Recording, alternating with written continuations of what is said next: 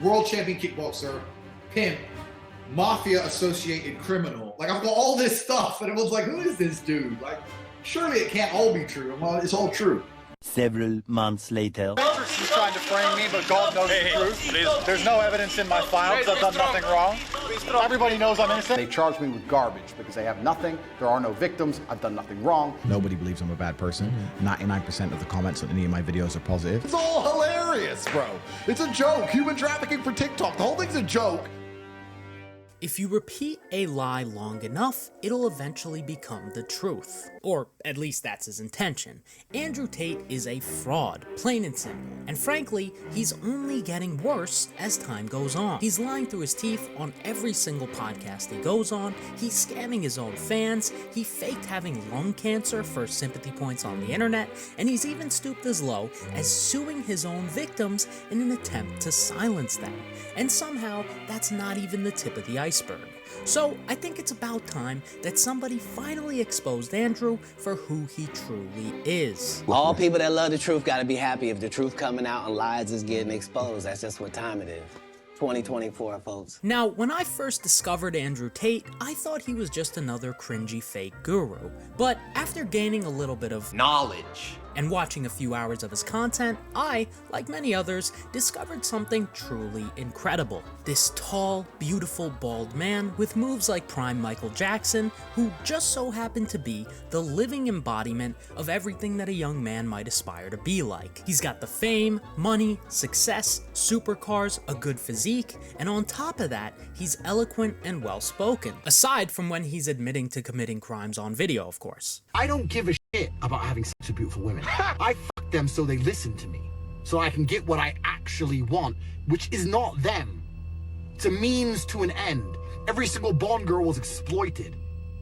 That's exactly what I do. And coincidentally, the man who used to constantly admit to committing crimes on his own YouTube channel just so happened to get arrested for the same crimes that he previously admitted to doing. And then he turned around and blamed it all on the Matrix. I know I'm innocent. The world knows I'm innocent. Everybody knows this is a Matrix attack. And I can prove it's a Matrix attack. And I can prove that it's not, because after spending way too many hours of my life researching his criminal case and watching almost every Andrew Tate interview in existence dating back to 2016, I can say with 100% certainty that Andrew is not the man of morals and virtue that he now claims to be online. I'm a superhero. The last superhero. The current superhero of Earth for all the children is Andrew Tate. Behind his bombastic, moralistic, and dare I say, misogynistic social media facade, Andrew Tate is the biggest fraud on all of social media. Both in front of the camera and behind the scenes, the man is cruel, dishonest, he uses religion to line his own pockets, and he's currently running a massive disinformation campaign to try and defend himself in the eyes of the general public. And that's not even a tenth of it. So I'm here to debunk all of Andrew's lies, expose the real truth behind his criminal case, and finally place this man exactly where he belongs. And ladies and gentlemen of the jury, the prosecution is not gonna get that man today. No. Because I'm gonna get him. What we do here is go back.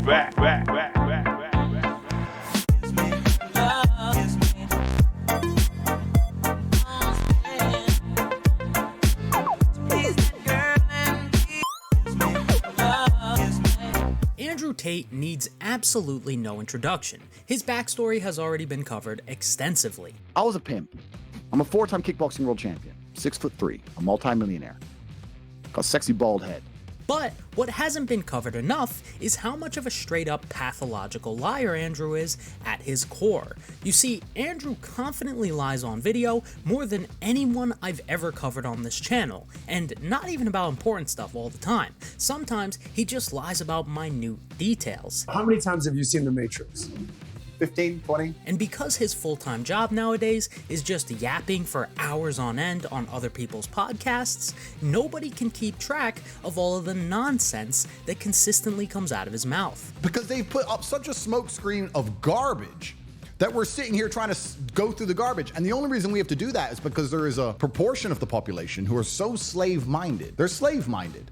They will believe anything they are told. Unfortunately for Andrew, I am extremely masochistic and I'm not slave-minded, so just to set the groundwork here, let's go through a few of the common lies that Andrew likes to repeat. For example, anyone familiar with Andrew knows that chess plays a huge role in his brand and persona, and he often uses the game as a metaphor for life. And I do too, as I think it perfectly illustrates just how much of a liar Andrew really is, because one of the biggest lies Andrew often tells is that his late father, Emory Tate, was supposedly a chess grandmaster. My father is a chess master. My father was a chess grandmaster. My father was a chess grandmaster.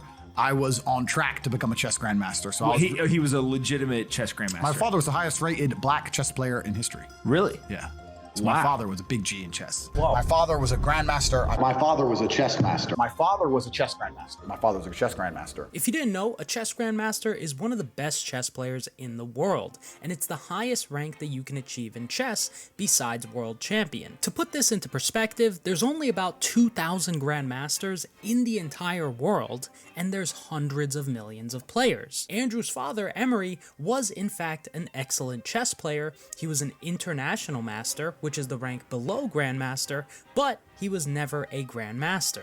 And because Andrew lies so often that he can't even keep track of his own lies, Emory Tate's real chess rank was recently confirmed by Andrew himself. What would you call your yacht? Everybody has a name for their yacht. What would you call yours? The International Master. Which is not a girl's name, but my father was an international master of chess. My father was an international master of chess. So even though all of those clips are from after Emory Tate unfortunately passed away almost a decade ago, according to Andrew, his father was both an international master and a grandmaster. I really, truly, truly believe that I'm just very honest. I don't think I'm any worse than most other men.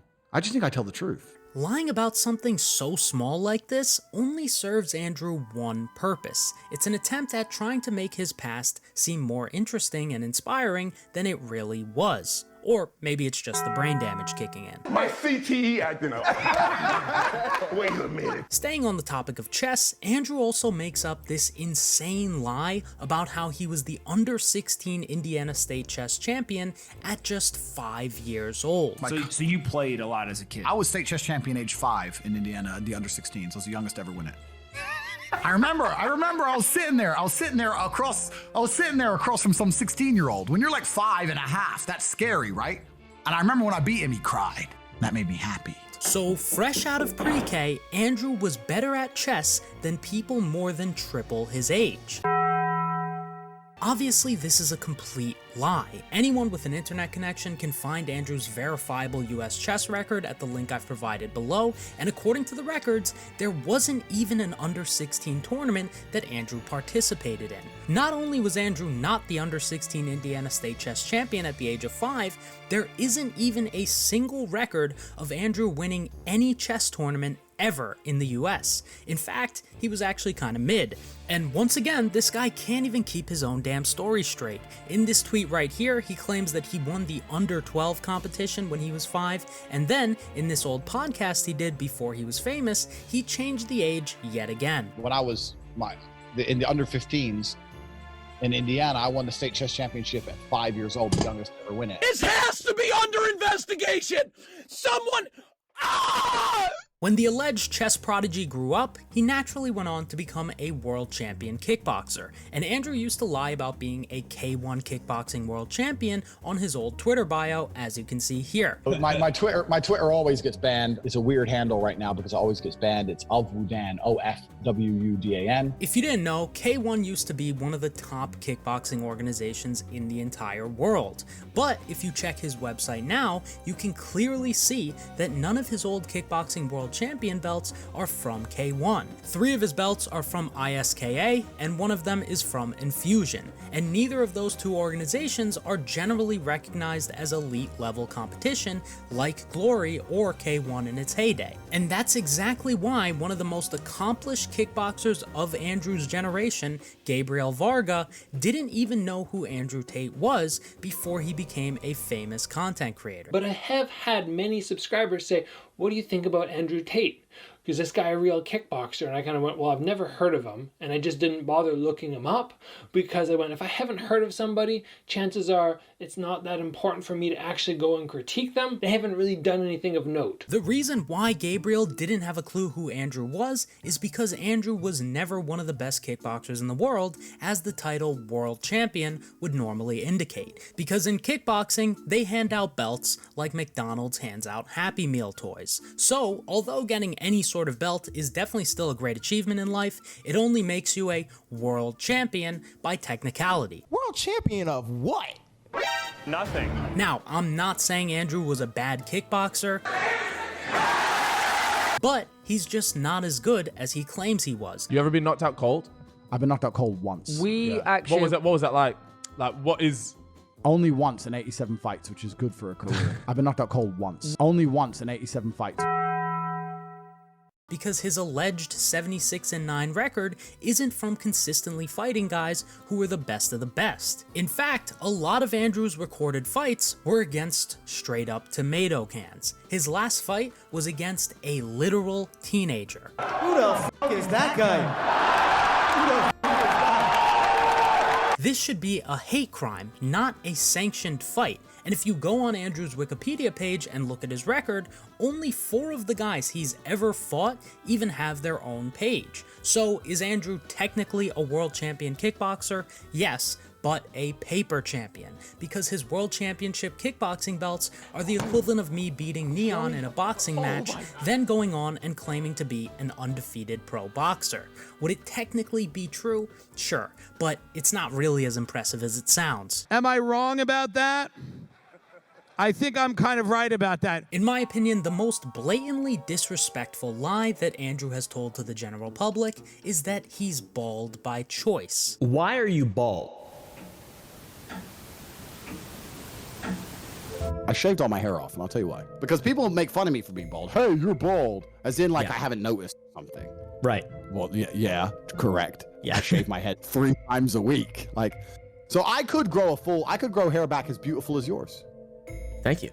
I'm not missing my hair at all. My hairline's fine. I could grow my I could have a full head of hair like Tristan if I decided to. I'm not even gonna waste my breath refuting this one.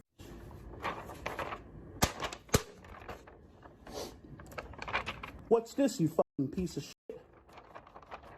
What's this? Huh? What's this, motherfucker? What's this? Huh? But look, I know I've made some jokes in the past on this channel, but now that I'm getting a little older and my hairline is starting to move back to the 50-yard line, I've come to the realization that I actually love bald people. But what I just can't stand is bald people who lie about their ability to grow a full head of hair, then come out of jail after months of not being able to shave their head, looking like this. How do I look, yellow man? You look like you're about to tell your friend not to come to school tomorrow, man. Andrew also lies about why he moved from the UK to Romania. He tries to say that it's because he has some sort of issue with the West. Why do you choose to live there? In Romania? Yeah, I know you have like businesses and things going on there, but why there? There's something that very much angers me about the Western world. I don't feel comfortable here. I don't like the way it functions and operates. I think it's the most corrupt, disgusting, degraded societies on earth. There's nothing left besides money and corporate agenda. That's just not true at all. As we all know, the West is the most amazing, flawless place to live in the entire world. America is a nation that can be defined in a single word. I was going to put The real reason Andrew left the utopian West and moved to Romania was because he was scared of going to jail. The actual reason why I eventually totally left England, I don't know if I've told this story before, it's because some bitch called the police on me. You moved your business to Romania just to like to avoid like Me Too or avoid the kind of Western feminist legislation against. Bro, I'll come out and say it, man. I got hit with a Me Too case. Fuck the West. Finish it. Any man who refuses to leave is a coward. It's a shithole. Get out. I did the right thing. I ran away. So he moved from England to Romania not because he had some sort of disdain for the West. In my opinion, he moved to Romania because he was scared of being found guilty of the things that he was being accused of in the UK and was attempting to flee justice. There's a very good reason why nobody can name a single other millionaire on this planet who's not a criminal, who's not Romanian, who doesn't even speak Romanian, who has chosen to live in Romania. And hypothetically, even if he didn't move from the UK to Romania to flee justice, he's openly admitted that part of the reason why he moved to Romania is because it gives him easier access to corruption. If we're going to accept that every single system on the planet is corrupt, why would you live in a place where you cannot access to corruption? Does that make sense logically? Or would you rather live in a system where you can say, you know what, I am important enough within said society that if the police stop me, I can give them $10 and they'll fuck off. I'm no expert in criminality, but I would assume that openly bragging about your access to corruption is gonna get your access to corruption taken away sooner rather than later. The Matrix has attacked me. Imagine being a 37-year-old man in handcuffs screaming, "The Matrix has attacked me," and people not thinking you're schizophrenic. And why would any honest, ethical man like Andrew even need access to corruption anyways? If you generally follow basic laws and you just make mistakes every now and then, just like everyone else, you wouldn't need to move to a foreign country that you have no actual ties to with the end goal of having constant access to corruption. Everyone's afraid of us. And if anyone did piss us off at any point, even if we didn't want to fuck them up ourselves, we can make one phone call and they'd either be in a ditch or lose any right to stay here. They'd have some visa issue and get kicked out the country, or arrested for no reason and put in a jail cell for months at a time. We are basically as mafia as you can get. So now that we've established the fact that Andrew is a Weasley little liar, even when it comes to small details, I think the most important thing Andrew lies about is his criminal case. Almost every word that Andrew has ever said about his criminal case has no basis in reality, and while I definitely understand that he wants to defend himself, lying about almost everything in the completely baseless ways that he does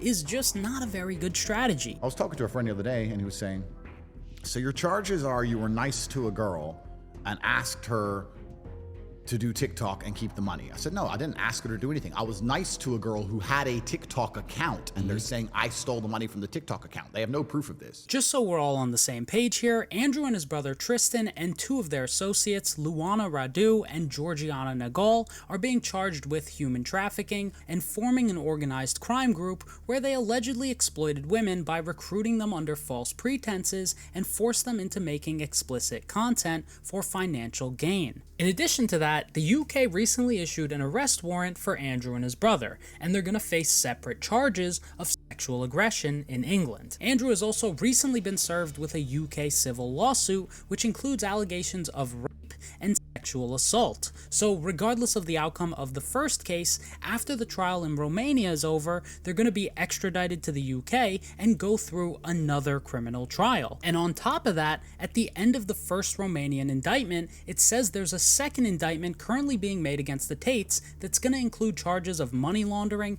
trafficking in minors, and human trafficking. So I think it's safe to say they're cooked. Cooked. They're cooked. Says Paul Pierce. We're gonna take them out the oven, put them on the stove, cut them up. I'm gonna serve y'all a couple plates with dessert. Although everyone should be presumed innocent until proven guilty, I am quite confident in saying that Andrew and Tristan are cooked. And I know that not just because of the evidence in the indictment, but also because of the baseless excuses they invent out of thin air in an attempt to defend themselves. For example, the most common lie Andrew uses to defend himself is that the Romanian case is just about how he helped women gain followers on TikTok for money. Just to clarify, I am accused of helping my friends get big on TikTok. That is what I'm accused of. I told some girls I know how to post on TikTok to become viral when I was at the time the most viral person on the planet. And they are saying I'm a human trafficker for that reason. That is just not true at all. Although TikTok is mentioned frequently in the indictment, it is not the primary focus of the case. Andrew is exaggerating its importance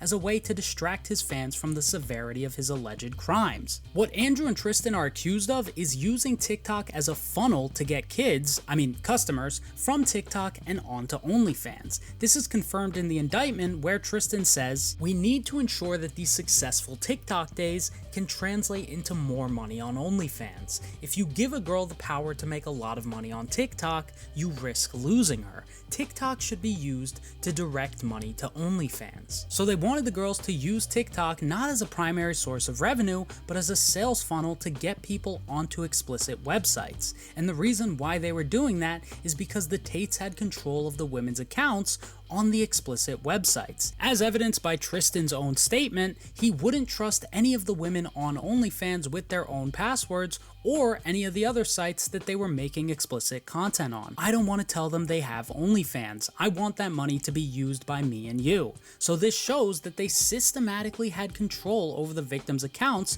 to ensure that a majority of the revenue generated by the women was going directly to the alleged organized crime group and not the women themselves. Women are the easiest to program. You could trick women all day long, right? So, but I wasn't tricking anyone. I was just saying, look, you can make a bunch of money.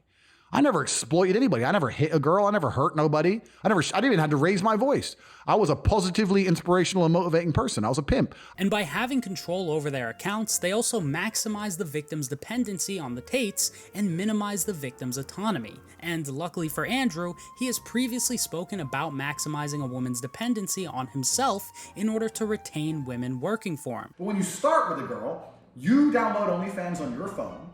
You take her ID pictures, her name, everything it takes to verify the account. You verify the account on your phone and you control the account. So you are now in charge of her OnlyFans. These girls will scam you. If you let them take full control over their accounts, they will run away. I like to keep the girls' passwords. I log them in and log them out. If you give the girl the password to her account, there's a chance she could run away and try it by herself. So this case centers around allegations that the Tates formed an organized crime group with the intention of trafficking women to Romania and having them work for them, making explicit content online for financial gain, not just TikTok. But of course, if you ask Andrew, all he ever says is that the case is about TikTok every single time. The case against me is that I pretended to love girls. You don't want a girl who's in it for money. You want a girl who's in it to be with you. To make them do TikTok for money. I mean, I was all about trying to get paid. Like I used sex as a tool to make women love me so they'd obey me and live in my house and make me money. That's what I wanted. So I was a pimp in that sense. Like I was not trying to have sex with women. I was trying to get women to obey me, and I realized that's easier if they like to have sex with me. If they don't like having sex with me, it's pretty hard to make them listen to me. So did somebody else plant this on you? Oh yeah, the Matrix. Okay. Human trafficking and helping girls make TikToks are two very different things. To put into perspective the severity of the alleged crimes here, one of the victims described herself while working for the Tates as an animal deprived of human rights who had no control over what she was doing. Another victim said that before her relationship with Andrew, she was a happy person, but after, she was unable to trust people or even have a normal romantic relationship. She felt constant pain and guilt. I'm no expert in psychology, but I would assume these statements weren't made because Andrew helped them with TikTok. There are 7 alleged victims in this case, and 5 of them have provided detailed testimonies to the Romanian authorities, which are all quite damning. There are multiple witness testimonies, the Tate's electronics were seized, so the prosecutors have access to all of the Tate's electronic communications, and the case also uses clips of Andrew and Tristan confessing to many of the crimes that they're now being accused of. Never pitch a girl to do webcam until after you Never. I've tried it 100 times. I've got lazy. I've been on a date with a girl. She's clearly a hoe. She's done cam before. Like, it ticks every box. I'm like, and before I pitch cam, and they never do it. Oh, no, I don't do that anymore. No, you think I'm this. No, you think I'm that. No, they pretend they're offended even though they're not. To try and prove to you that they're some kind of good girl. It's bullshit.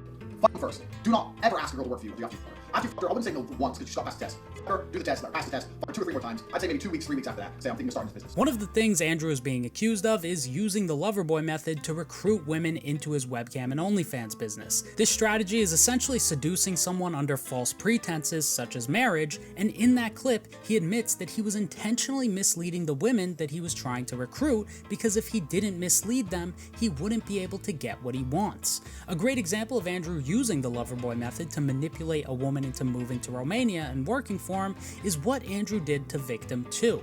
He initially contacted her through Instagram in 2022, presenting himself as interested in a romantic relationship. He even told her during their first ever meeting that he was looking for a woman to marry, and through text he would say things like, "You have to understand that once you're mine, you'll be mine forever. A woman never leaves her man. I'll be the last man in your life. First, I need to see in your eyes that you can never live without me, and then I can trust you to show you everything. Can you be loving enough to be a wife, to be always by my side, wherever I go? Do not talk to any men except me. Over time, he convinced her to move to Romania by saying that they would live together, but when she actually got to Romania, Andrew wasn't even there, and instead she was moved into a house with victims 6 and 7, who she described as brainwashed and do whatever Andrew and Tristan asked them to do.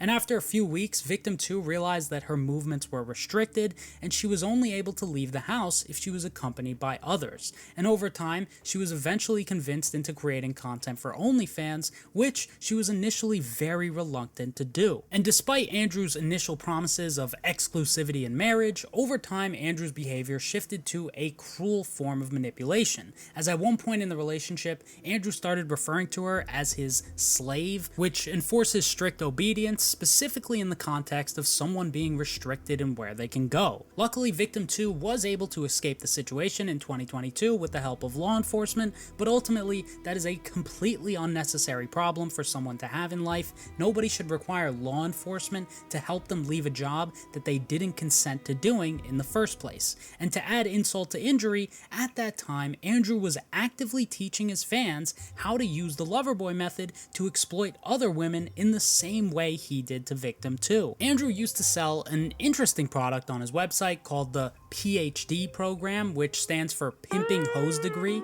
and in this PhD program, he just so happened to teach others how he would use the Loverboy method to manipulate women for monetary gain. My job was to get women to fall in love with me. Literally, that was my job. My job was to meet a girl, go on a few dates, sleep with her, test if she's quality, get her to fall in love with me to where she'd do anything I say, and then get her on webcam. Quite damning if you ask me, and when Andrew was asked directly about the PhD program, he claimed that it was satire. Why did you call it a PhD, Pimping Hose Degree? No, you're talking about an old video which was made satirically. Why did you call it that? Oh, that was satire. Of course it was. Selling a course for almost $500 is not satire. It's an unironic attempt to produce income and take advantage of gullible and socially inept young men. That's why before Andrew was famous, he was unironically shilling the PhD like his life depended on it. You need my PhD course, because the PhD course teaches you how to obtain, retain,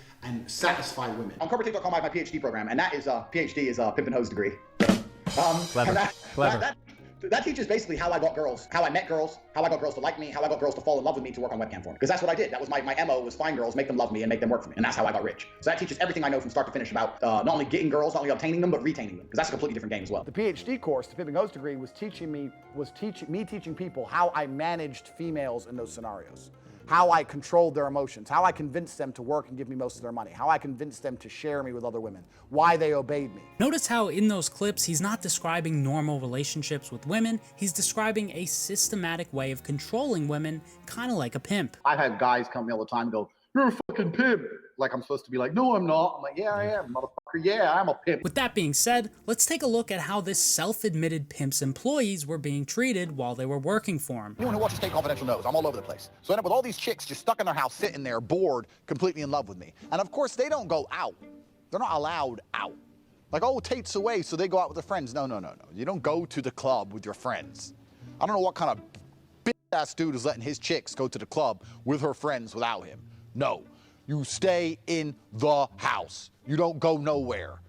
You're not, no restaurants, no clubs, nothing.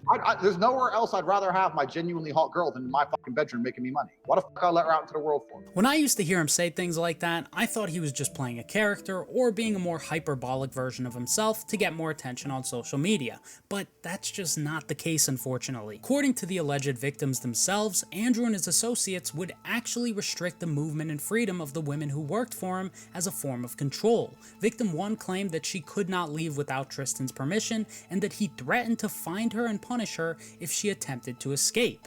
Victim 1 also claimed that under no circumstance would the guards let her out on her own. When she would ask to leave, they would say they don't understand, and even when she pulled out Google Translate to ask them to leave in Romanian, the guards just pretended to not speak any languages at all. Victim 2 claimed that she could not leave on her own or without notifying anyone. Victim 3 claimed that she could not leave the house without their permission, and she literally called the police and claimed to be held against her will. Victim 4 claimed that she wasn't allowed to leave the house alone and she was always accompanied by someone else. So according to 4 separate victim testimonies, the Tates were restricting the freedom of the women who worked for them. And if these claims are all true, they were most likely doing this because when a trafficking victim's movement is controlled, they become completely dependent on the people restricting them. I learned every tip and trick it takes to make sure a girl gets paid. I know how to make sure the girl can't run away. I know how to make sure the girl can't run away. Because once you teach a girl how to do this, she has the ability to make unlimited money from home. Why would she still give it to you? Why does she just run off and keep it all for herself? If you have to make sure a girl can't run away, then you're not running a business, you're running a prison. Andrew has also explicitly bragged about how good he was at getting women to tattoo his name on their skin. Yeah, getting the girl, fucking the girl is the first 10% of the game. Having a girl tattoo your name on her is the other 90%. And how many girls have your name on them now? 22. I got 20. I'm on 22. Oh man. Again, this isn't just a character he's playing for the camera. This is a real thing that he actually used to do to the women who worked for him. This one says Emory A. Tate on the neck. This one says dedicated to King Tate. This one says Tate owned. And what's most surprising to me is that this behavior of tattooing females is very similar to a well-documented practice often used by human traffickers and pimps. Survivors who get away from traffickers are often left with a permanent reminder of captivity. Tattoos or property, markings that show just they have a number, not a name, or who they belong to. In addition to allegedly branding and restricting his female employees' movements, by his own admission, he would lie to and manipulate these women so they would continue working for him. Your goal is to inspire a girl to make money and give you the money. So the way you're going to do that is you have to have some element of influence, and you're going to have that element of influence through her respecting you, looking up to you, and her believing she needs you. And this is extremely important, because at the beginning she will need you, but then she won't need you. But you have to keep that fallacy, keep that dream alive, that she can't do this without you, to ensure that she doesn't do it without you. So his necessity to work with the women was not through providing mutually beneficial value. His intention was to create a fallacy that the women needed Andrew to do this business and that they couldn't do it without him. A perfect example of this manipulative behavior is shown in Andrew's chat logs from the war room with a woman named Jasmina. The girl who moved lost her support networks at home, cemented her move, talking about staying forever, can't wait for me to come back, etc. So I had to tighten the screw. So I said somebody in her old town told me she worked in a sex club. I literally totally made this up from the sky. Here's a screenshot proving that he actually did this, and at one point she literally says, "I'm freaking crying alone in a room," which is just cruel given the fact that this entire thing was based on a lie. Started calling her a liar and threatening to kick her out. But the real goal is for her to never go anywhere without me, not even her hometown. I need her working, not visiting friends back in her hometown. So in his own words, he was using threats to isolate the women working for him, like Jasmina. And on top of that, once he would get the women to start working for him, he also admitted to straight up scamming them by just lying about paying taxes. Tax is also another important element for controlling your woman. You're not going to pay anybody tax because you're getting paid in Bitcoin. So you don't need to pay tax to anybody. Oh, okay, so if you just get paid in Bitcoin, you never have to pay taxes. Because you're getting paid in Bitcoin. So you don't need to pay tax to anybody. You need to tell your girl that you're paying tax. Because girls are lazy, and girls are stupid, and girls don't understand how taxes work. So the girl's working with you, and you're like, oh, okay, yeah, we made this much money, but I'm going to pay the tax to make sure you don't get in trouble. She'll sit there and go, okay. Now that allows you to do two things. One, it's another control element. If I work with him, my tax is not a problem. If I do it alone, I have to deal with taxes. Taxes are complicated. It's a control element. Secondly, it allows you to pay her a smaller percentage. So I used to pay my girls 30%. So for every $10,000 they made, I give them 3, and I keep 7. They thought they were on 50%. And I said that the disparity is because of taxes. Andrew isn't exactly the best guy to be giving tax advice because as of me writing this, the Tate brothers are on trial right now for evading income taxes in the UK for about $27 million. So clearly this Bitcoin scheme didn't exactly work out. But believe it or not, this tax advice somehow gets even dumber. So really you're paying 30, tell them you're paying 50, the difference is in the tax. That's where the disparity lies, taxes. If they don't believe you, they want to get fresh or whatever, print out some tax forms. That's just all the time, I print out some random tax forms, say, yeah, sign here, sign this. What is it? So the tax, you want to pay the tax or not? Okay, and they just sign away. I'm not signing, I'll throw them away afterwards. They think something's happening, something real's happening. Nothing's happening, so we get rich. Anyway, So tax is another important element to keep control of the girl. So he was scamming the women who were working for him by just lying, but at least he treated the customers well, right? You gotta put a mousse on it. So I'm trying to teach these women, and the women kept f***ing it up. So I said to them, it's like, you know what, f*** it. I'm taking over. So what I did is I unplugged their keyboards and plugged a new one in from me behind the screen. So the chicks would sit there and hit a keyboard that wasn't plugged in. And me and my brother, and eventually some staff I trained, would do all the talking. The girls were just pure famoosers, just laughing and doing this.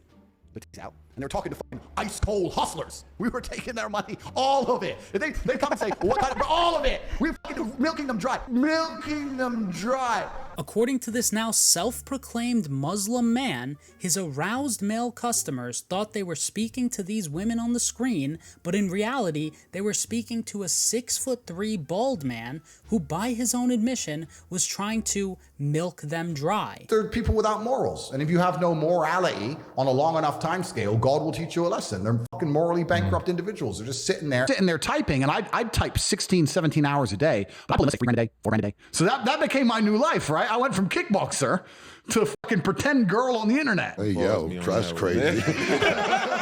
I was going to let it slide, but that was just a little bit. The thing about it is he knew it himself. So now that we've established the fact that he was scamming almost everyone involved with this webcam company, from the Romanian government to the women working for him to the virgins buying his content, I want to get into some of the other lies that Andrew often tells in an attempt to defend himself publicly. For example, Andrew often claims that there are no victims in this case and that the women themselves have come out and publicly said that they aren't victims. The girls who they've identified to add to the file are saying that we're not victims of anything and this isn't true.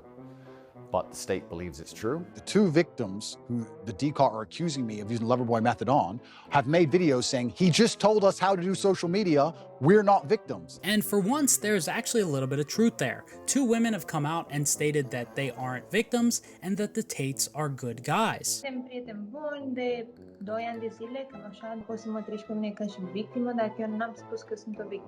There are no victims in this case, and I am not a victim. And I feel it's very unfair that my family and friends are being held as prisoners for crimes they didn't commit. In addition to this, in the indictment, it also says victims 6 and 7 haven't identified themselves as victims. However, in the very next sentence, it clarifies that the evidence presented has shown that these 2 individuals were exploited. The prosecutors reference a Romanian law which states the consent of the victim of trafficking does not constitute a justifying cause. And one thing that doesn't help the Tate's case is that these 2 women have both been branded by the Tate brothers with tattoos. It's written Tate.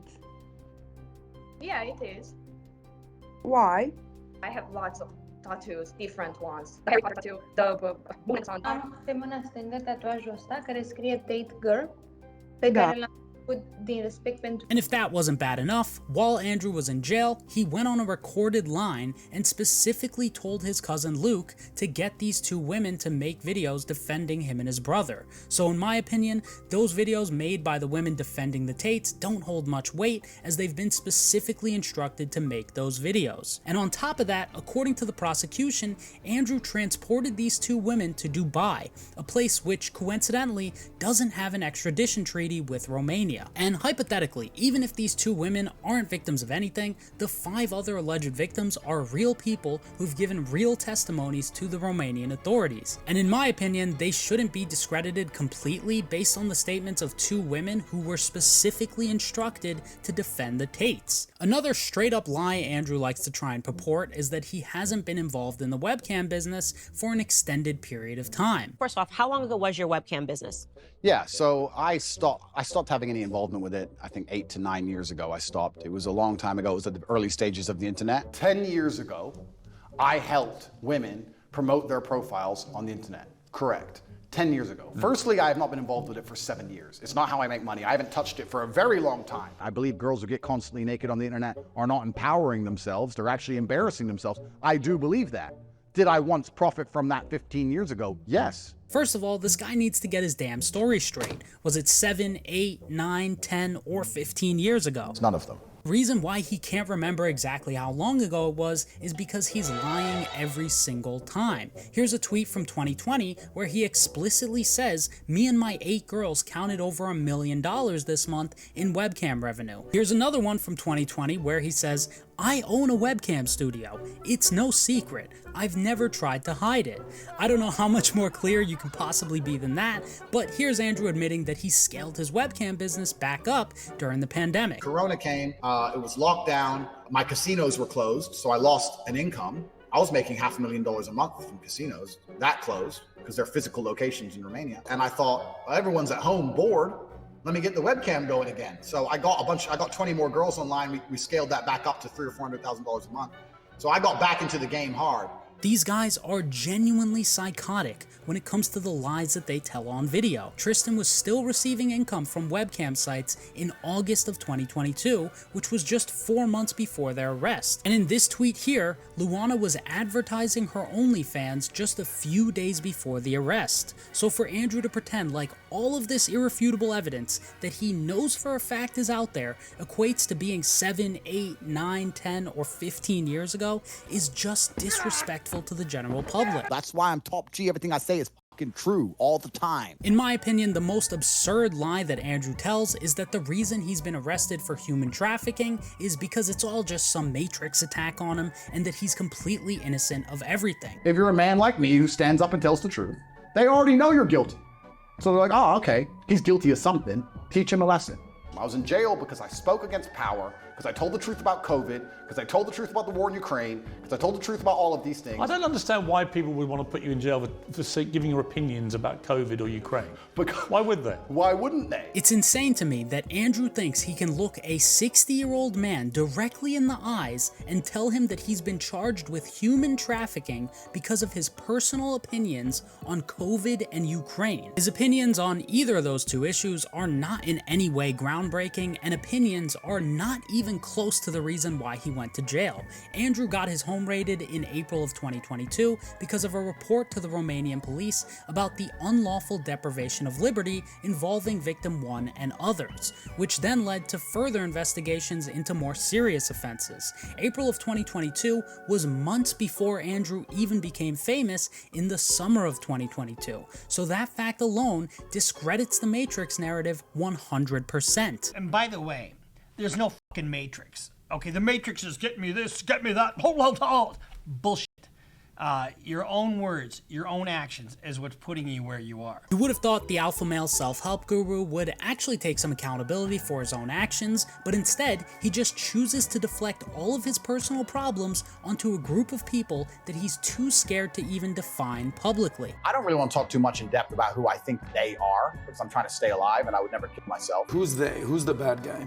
Well, instead of saying who, what I will start by saying is what they do. What is the Matrix? The Matrix are a bunch of people who can come up with studies from the sky to say anything they... I don't understand. Got to do with anything?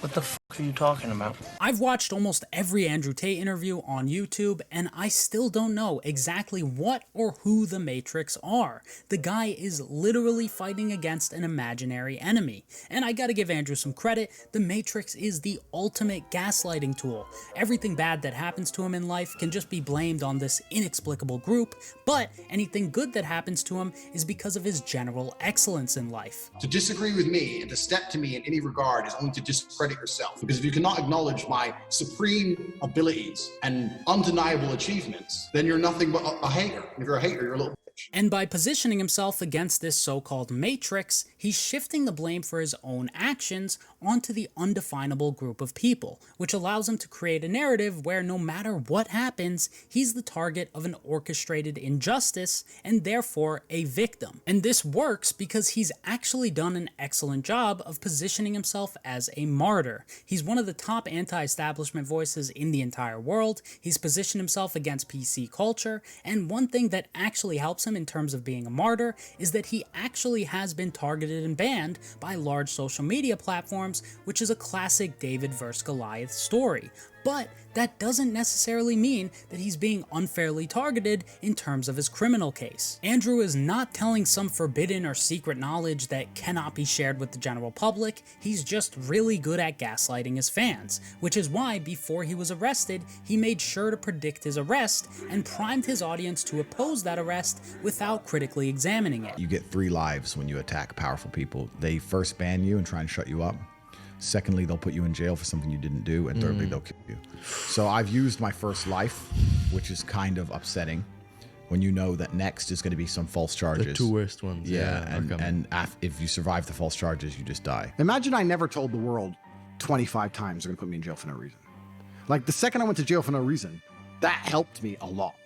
So I'm kind of predicting the future as a shield. Once again, this is just gaslighting. The real reason why he was able to tell his fans he was gonna get put in jail unfairly is because after the April 2022 raid, he knew for a fact that he was being investigated, and he most likely also knew that he's done some shady stuff in the past, which is why he started hinting at the fact that he would get arrested for no reason as a way to counter the inevitable. Anybody who stands up and speaks loudly up against the Matrix, if you do it too loud, too long, sooner or later they see you as a problem, they want you to go away. And there's 3 stages to that. First, they try and delete you everywhere and cancel you like they've done to me. The second stage is put you in jail for no reason. And the third stage is to kill you. And by preemptively declaring any future arrest as baseless, Andrew positioned himself as the victim of a conspiracy rather than a suspect under legitimate scrutiny. If I was telling men to put a wig on and become a girl, I wouldn't be going through any of this legal trouble. Not a single drop of it. And by the way, Tristan is not just some innocent bystander in all of this. He is just as bad, if not worse, than Andrew. Don't forget, my girls were making us money too. I was doing the exact same thing,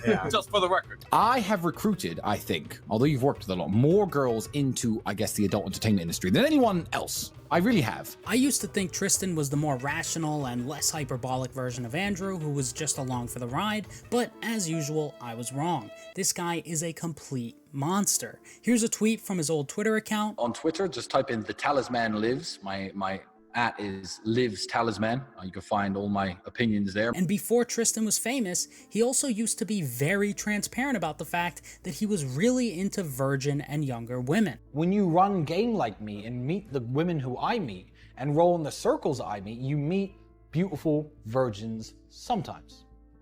Me, I'll do 2 or 3 virgins a year.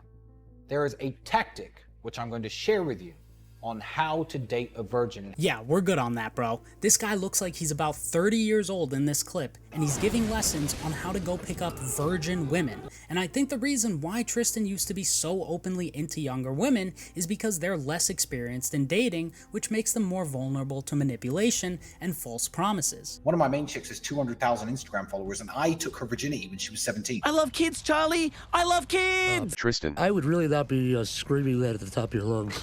That's legal, by the way, here. I don't know if it's 18 in your crazy country. And the fact that Tristan would target younger women has been confirmed in the indictment as well. There's a text message exchange between Tristan and Luana from 2021, which reads, "She's good for OnlyFans. You won't teach her TikTok. She's desperate for money. Good. It's good that she's young. We can control her for a while. Yes/okay. I'll work on her." Again, it can't be that much more clear, but it's not just young women that Tristan treats poorly. Let's take a look at how Tristan treats a woman who literally gave birth to his child. In the indictment, it outlines how the child's caregiver was specifically instructed to not take care of the child if Abigail, the mother of one of Tristan's children, didn't make content for OnlyFans. That's fucking haram. That's atrocious. That's disgusting. Now, this could potentially not be 100% true as it's based on a witness testimony, but if I had to bet on it, I'd probably say it's true given the fact that Tristan has a track record of weaponizing his status as the financial provider in relationships against the mothers of his children. I had to, and this is actually good, I wouldn't, I guess, admit this on a live, but I had to downgrade one of the mothers of my kids from the house she was living. I need her to understand that you do not fuck with me. And she was living in a 4-bedroom rented house, and I was paying the rent and all the bills, I pay everything. I said, okay, you know what? You want to fuck with me in that way? That's cool. You have 30 days to get out of that house. Here's your new apartment, 2-bedroom. Well, what do you mean? Now your child doesn't have a garden to play in. Well, that's your fault. That is not my fault. Take her to the fucking park. At a certain point, I think it's fair to say that these guys are just truly despicable human beings. No matter what happened with the mother, there's no good reason that the mother's behavior should be making the life of his own child worse. But what somehow does get worse is Tristan's behavior. In the indictment, they mention an audio message that Tristan sent in 2020 where he says, "Primarily, I'm going to work these BES like slaves. I'm going to change blank and make them work more hours, and hours. I work them like slaves. No, work like slaves. Minimum 10 or 12 hours a day." And Tristan's way of defending this absolutely indefensible statement was to say this. I work these bitches like slaves. Slave work, minimum 10 or 12 hours a day. That is not true at all. Bruh. So you never said that? No. Well, you said it sarcastically. No, I didn't say it sarcastically at all. That is about my ex-girlfriend cleaning my house. Looks like lying runs in the family because Andrew and Tristan also spew the exact same garbage regarding their criminal case. The old webcam studio and the current investigation have 0 strings in between them. Bold-faced lie. The word webcam is mentioned 75 times in the indictment. The webcam business could not be more relevant to this investigation. Pages 266 and 267 are filled with listings of different webcam sites and the exact accounts that the Tates were in control of. And the reason why these webcam sites and accounts are listed is because they're relevant to the investigation, as they show the Tates' extensive involvement in promoting and managing women on these platforms. So as we can clearly tell, Tristan is an extremely honest man who is completely innocent of everything that he's being accused of. As the great philosopher Liam once said, Tristan is an amazing role model for young men. And on top of that, he's handsome as hell. I automatically hate on all handsome niggas. I'm gonna keep it a me. Like, you feel me? Like, cause I'm aight a little bit, but I don't fuck with niggas that's objectively handsome. Like, wow. Like, and he tall, bro. And just to make this clear, Andrew and Tristan should be assumed innocent until proven guilty by the court, just like everyone else. But in this specific case, the evidence has been shared with the general public, and it's not looking good, bruv. It's not looking good. I obviously can't cover all 300 pages in this one video, but to put this case into perspective, in response to one of Andrew's appeals, the prosecutor himself said this, which essentially says that Andrew is not only involved in human trafficking, but has also studied it and then taught others how to traffic women on social media. And he just so happens to have moved to a country where he thought it'd be easier to get away with certain crimes. The prosecutor also says that if the Tates aren't prosecuted, it'll encourage others to commit similar crimes in Romania. And this is coming directly from one of the people who knows this case the best in the entire world. And while I'm definitely not a Romanian lawyer, I will say this: anyone who says the Tates are 100% innocent of any sort of wrongdoing is either irrationally biased or just hasn't looked into the case enough. Even if you're the biggest Andrew Tate fan in the entire world, I think it is almost impossible to review most of the evidence in this case, in addition to all of the other cases and accusations, and still think that the Tates have done absolutely nothing wrong. This case against them is strong. It's not all just pulled out of thin air. I actually got a parking ticket last week. That was just the Matrix trying to attack me. But in the Tates case, there is lots of documentation. They have thousands of pages of evidence. There's 12,000 pages of it. There's 12,000 pages. Well, it doesn't matter. They have access to all of the CCTV footage in and outside the Tates' home, and on top of that, there is hours and hours of footage out there of the Tates admitting to similar crimes that they're now being charged with. So if you let the girl be in charge of her own phone contact with members who like her, you are setting yourself up to get scammed. All she has to do is type a sort code and account number to a member, and that has happened to me before. I went to the room, smashed the room up, told her I knew what she did. She sent me all the money, but that has happened to me before. And lastly, laws aside, the way that they're defending themselves publicly is preposterous. And frankly, it should be a crime in and of itself. All they do is lie and gaslight by saying everything is fake, everything is out of context, it's satire, there are no victims, TikTok, The Matrix, Tooth Fairy, which makes them look as guilty as humanly possible, because whenever someone tries to defend the indefensible, most of the time they just end up looking stupid. You said slave those bitches, work them 12 hours or more. You're a bitch.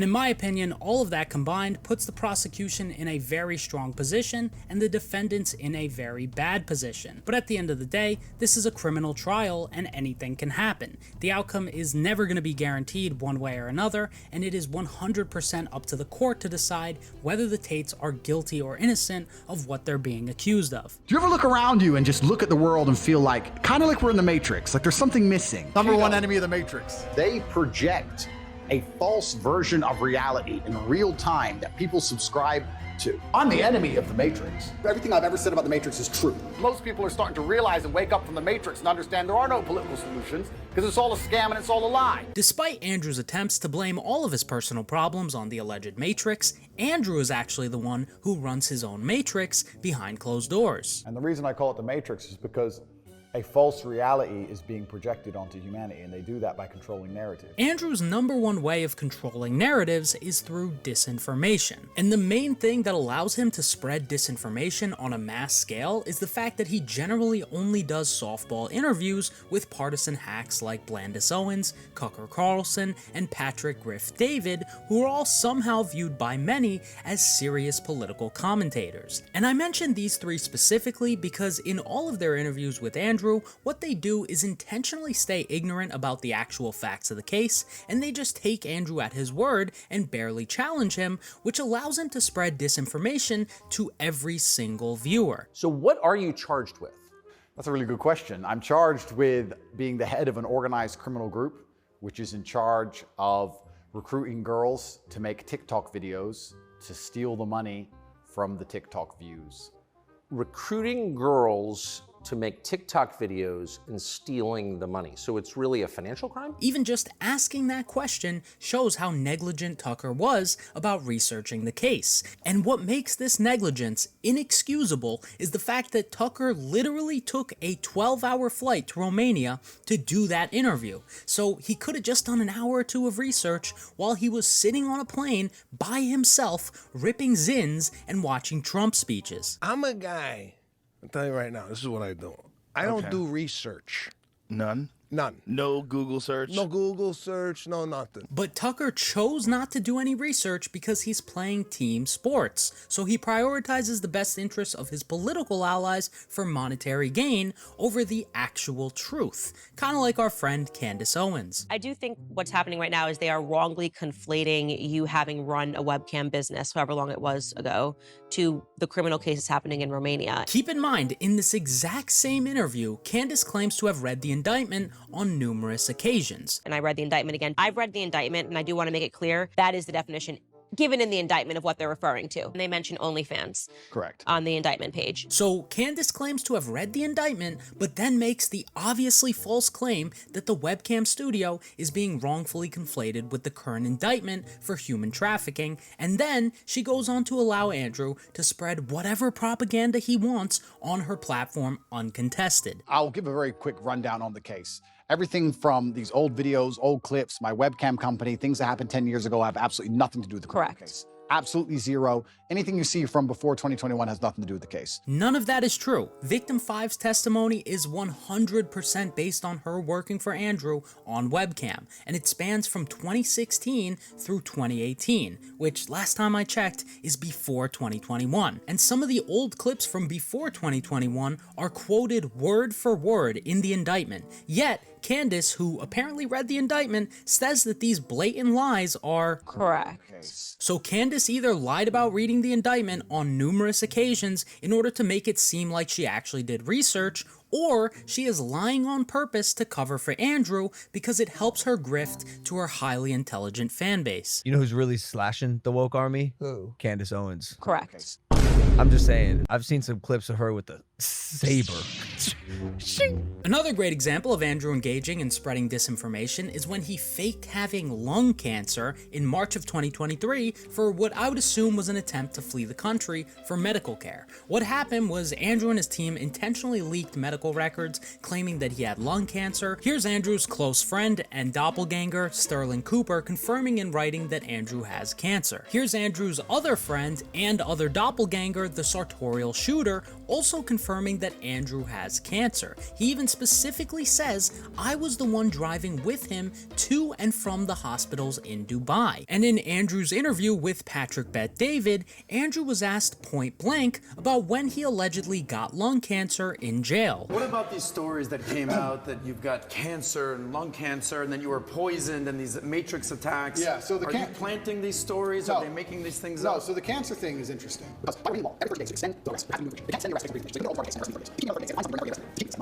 So when I was having medical scans in Dubai, a scar, a dark spot was identified on my lung, and I had follow-up tests booked for February.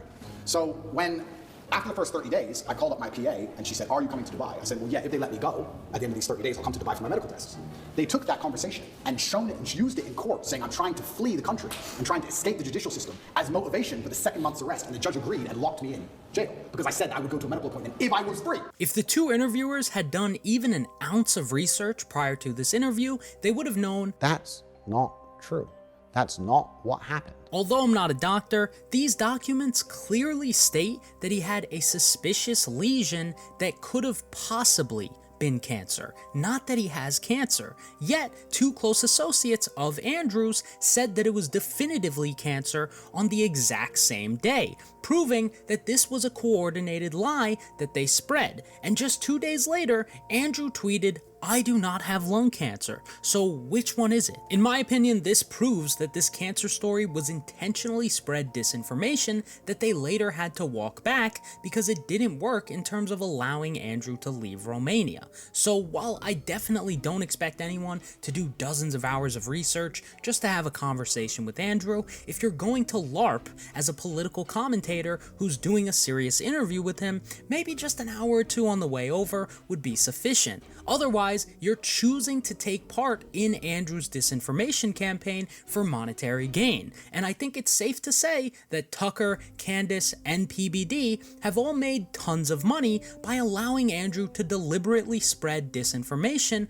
on their platforms. I think a lot of men live in a world now today where they have to lie. You think? In fact, I would basically guarantee that 99% of men are lying at least 80% of the time. If you're Andrew, it's more like 100% of the time, because this man will do and say just about anything in order to manipulate the minds of his followers and try and escape justice. For example, in December of 2023, Andrew tried to use his dying grandmother as a reason to flee Romania. As you can see here from this bounty that they put out in the real world, they were offering money to the 20 people who made the most viewed videos under the specific instructions that were provided. And this bounty actually worked. Back in December of 2023, I remember seeing one of these videos. Andrew Tate's grandmother is seriously ill and dying. Let me explain. Due to her illness, she is unable to travel. Her last wish is to see the Tate brothers one last time. However, the American embassy is holding them back from visiting America, even though Andrew and Tristan are American citizens. Why is America not letting this happen? Are they so cruel that they will restrict a man from visiting his own family one last time? Comment to spread the news. By having their followers create these PR stunt videos on their behalf,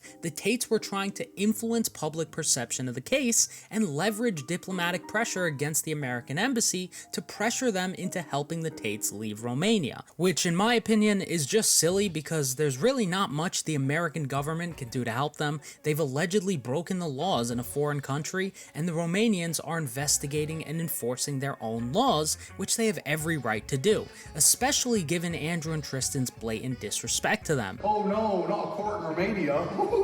The internationally respected Romanian courts. What do you do? They're corruption-free, as we all know. Look at it, put me in jail? Put me in jail. You put me in jail, I'm gonna walk in there with a pile of money like this. Guards, boom, boom, boom, boom. If only the Romanian police took bribes.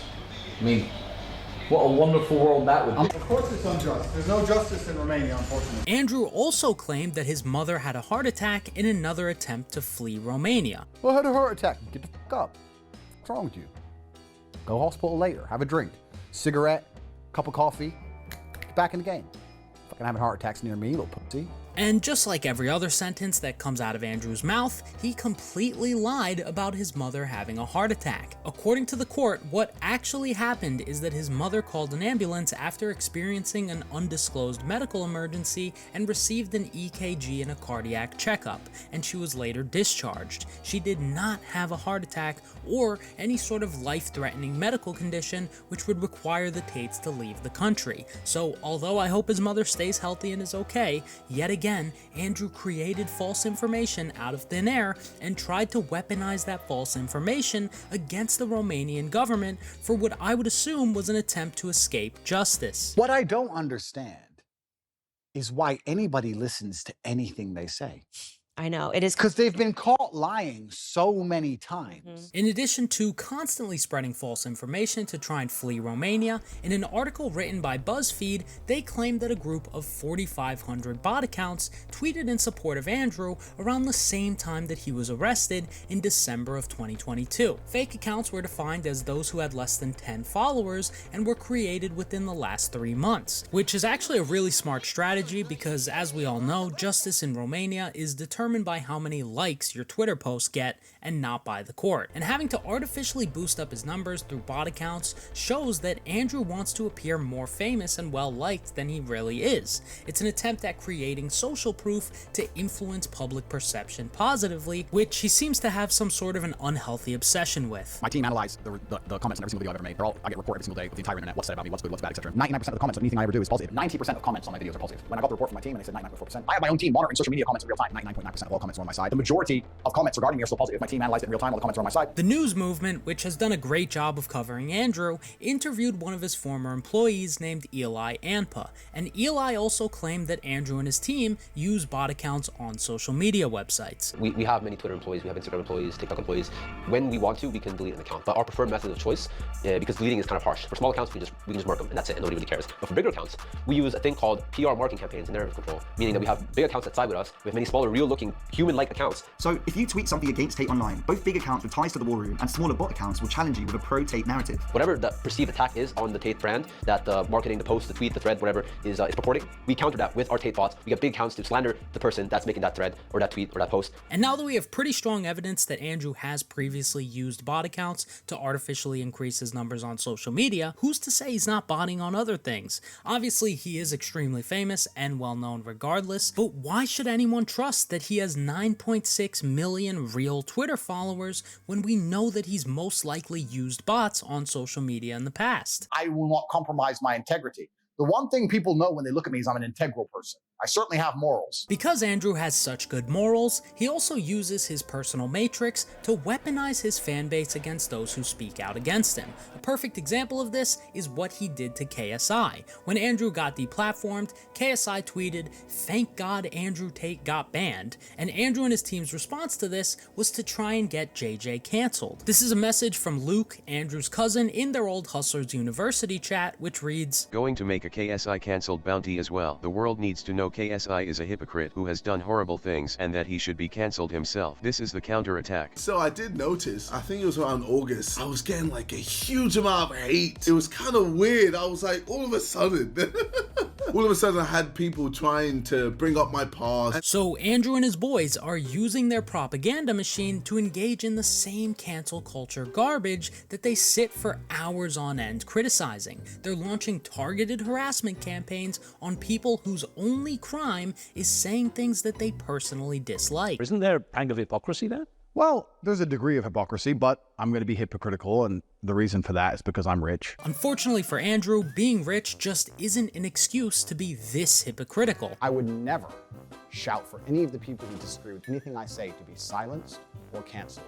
I don't think that helps the world. Those words mean absolutely nothing coming from Andrew, because putting JJ aside, Andrew has an undeniable track record of trying to censor those who speak out against him through doxing and harassing. For example, in August of 2019, Andrew got into a Twitter argument with a man named Mike Stuchbery. Now, I'm not defending this guy at all. As you can see here, this person has tweeted 100,000 times, which is a mental illness. Andrew tweets all day, every day. He never stops, and he's tweeted about 13,000 times. So realistically, anything above that, you should be caged. Yet, this guy Mike has somehow managed to achieve 8 times that. But Andrew got so angry at this Twitter-addicted loser that he actually showed up at his house and posted pictures of himself outside of Mike's home. So he started running his mouth to me on Twitter because he didn't like me telling the truth about the world, telling me I'm a misogynist and all this shit, and just running his mouth to me. And by absolute freak coincidence, I didn't even try. Someone's like, "You know he lives in Luton, right?" I was like, "No." Which is where you were from? He's like, "Yeah, he lives in Luton." I was like, and then I was going back to London because I just bought a new Aston Martin Vanquish S.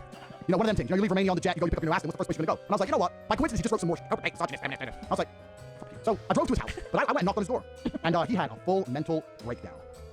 Oh, he had a full mental breakdown. Keep in mind, this isn't even someone Andrew knew or had some sort of personal beef with. Andrew just showed up at this nerd's house and doxed him with malicious intent, and Mike actually had to move because Andrew doxed him. He actually moved house because of me.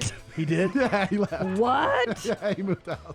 But look, we all make mistakes. Everyone's due for the occasional crash out every now and then. However, this unfortunately wasn't the only time Andrew did something like this to someone who was talking trash about him online. In January of 2022, Andrew got into a Twitter beef with a guy named @Colty Brah because he tweeted saying he would beat Andrew up, which is absurd because it's not even close to physically possible in this case scenario. For years of his life, Andrew used to practice beating people up for multiple hours a day.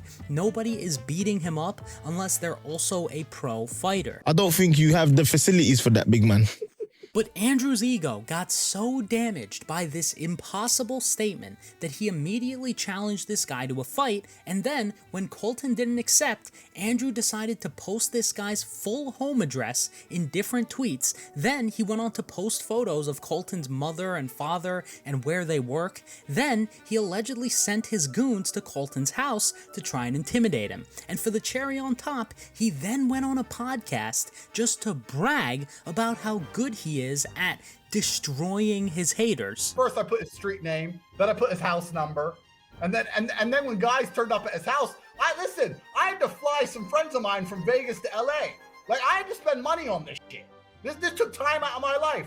When he looked out the window and saw the SUV, then he starts apologizing on the internet like a little bitch. Given the fact that what Colton initially said is just not possible, it's really not that big of a deal at the end of the day. If you want to do the back and forth thing, sometimes it's entertaining, most of the time it's not, but doxing and posting pictures of his parents and having people show up to his house, then threatening to sue his family into oblivion is way past the line of normality for online beef. I don't need a reason. You're gonna have to defend yourself. Regardless, that's the thing about the American legal system. You cannot ignore it. I don't care if it costs me $1 million to take $1,000 out of your bank. You're going to be in court twice a month for the rest of your human years. That clip gave me AIDS. I now have AIDS. Fair, to be honest.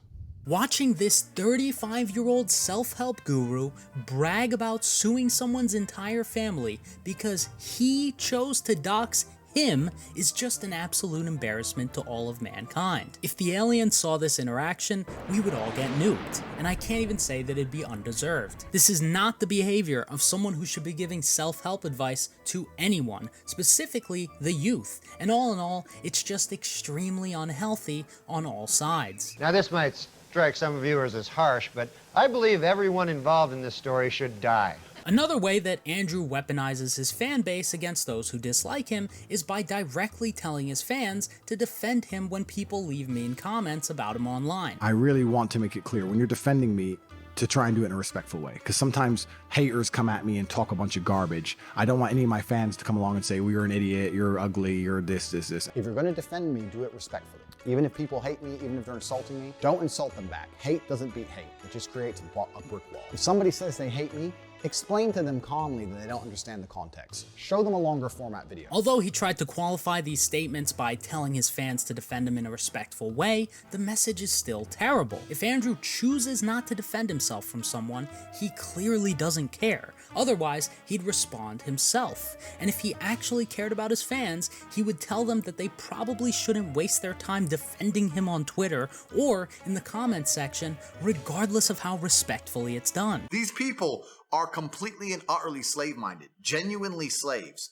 They live inside of a system, and the system they're going to purport and fight to defend is going to destroy them. And these slave-minded bots don't even defend Andrew in a respectful way. They actually harass and attack the people who speak out against him. For example, in the beginning of 2023, Matt Shea and Vice made a documentary called The Dangerous Rise of Andrew Tate. And of course, Andrew's fans mass dislike this video, and more than a year and a half later, almost every tweet Matt makes, there's Tate fans calling him a DNG TOPG, which stands for dork, nerd, geek, and all sorts of other insults, which is clearly not defending Andrew in a respectful way. It is targeted harassment, and not once have I seen Andrew condemn his fans' harassment towards Matt. Yeah, just keep in mind that if you leave any sort of negative comments, I'm going to be replying with your IP address. Andrew and his team have also done targeted harassment campaigns on the alleged victims in his criminal case. Now, keep in mind, before Andrew was arrested, he used to always brag about how no woman has ever come out and said anything bad about him. And what's actually a miracle, it's not a miracle, it's actually a testament to how nice a guy I am in general. Not a single woman's come forward. I have no accusations. No woman's come forward saying anything. There's a video and the girls come forward 3 times saying, listen, I'll take you to go to consent. I have no criminal charges. There's no charges at all against me. I have not hurt any women. No women are coming forward saying Andrew hit me. Zero. No criminal convictions. No criminal record for hurting women. There's nothing on the internet. I have no criminal record from any woman saying that Andrew is a bad person, misogynist, he did this to me. Not one. No criminal record. No girls come forward saying I've done anything to anybody. No victims of any kind. And now that women have come out and said he's a bad guy, him and his team are actively trying to silence and harass those women. For example, in a tweet by Tate News, who Andrew has personally endorsed in the past, Tate News revealed the full name of one of the victims, doxed all her online pseudonyms, and posted screenshots of all of her active social media pages. And the only reason why they did this is so Andrew's fans would go and harass her. The victim's identity is supposed to stay anonymous. The reason why the indictment is redacted is to protect the victim's privacy and to prevent harassment or further victimization. And as you would expect, Andrew's fans did exactly that. This guy says her location is on Twitter. She has been targeted and will be taken care of soon. This guy says karma will come back at you for trying to destroy 2 innocent men, and you'll get what's coming to you. And these fans don't even know whether the Tates are guilty or not. That is up for the court to decide. But these geeks are just blindly defending their demagogue and attacking people on their behalf, which is irrational. Andrew has also posted this same victim in one of his Rumble videos that I've seen, but obviously I can't show that. He's also suing that same woman for defamation in Florida, and as of now, they're set to go to trial for that. But the judge in that case has ordered that the Tates are prohibited from sending texts, tweets, or making posts on social media that could be seen as intimidating witnesses. So even the judge himself is saying to stop harassing this woman publicly. God put morality inside of all of us. They're godless creatures. They don't feel a fucking ounce of shame. None of them. In my opinion, the most insane thing Andrew and his team have done occurred at a press conference held to highlight the harassment of the alleged victims in the Romanian criminal case. In a beautiful display of morals and ethics, Andrew's lawyers showed up and, you guessed it, started harassing people. Obviously, this systematic harassment goes way deeper than I have time to cover, but this Twitter account at crayonmurders has done a great job of covering things like this if you want to see even more. Update: in the process of me editing this video, a random Andrew Tate fan falsely accused Crayons of being a child predator, and as you can see, Andrew replied yes to this tweet, spreading this baseless claim to his massive audience. However, we have undeniable evidence that this isn't Crayons. My newest coach today literally dropped some Jedi Master Yoda wisdom on me. Then he transported them to Romania. He sheltered them in a house full of sex workers. When he fussed at me, he invoked false debts that the girls could never get out of. This disproves this narrative 100%, as the 2 people in question sound nothing alike. Andrew later replied to this tweet claiming that Crayons works for an NGO, and once again provided no evidence to back that up either. What Andrew is trying to do here is systematically discredit his critics through lies, and I know that based on his cousin Luke's own admissions. Whenever there's someone who made like a hit piece video on the War Room or anything negative about the War Room, right? There's some YouTube videos out there that exist. You always need to discredit the person who made the video.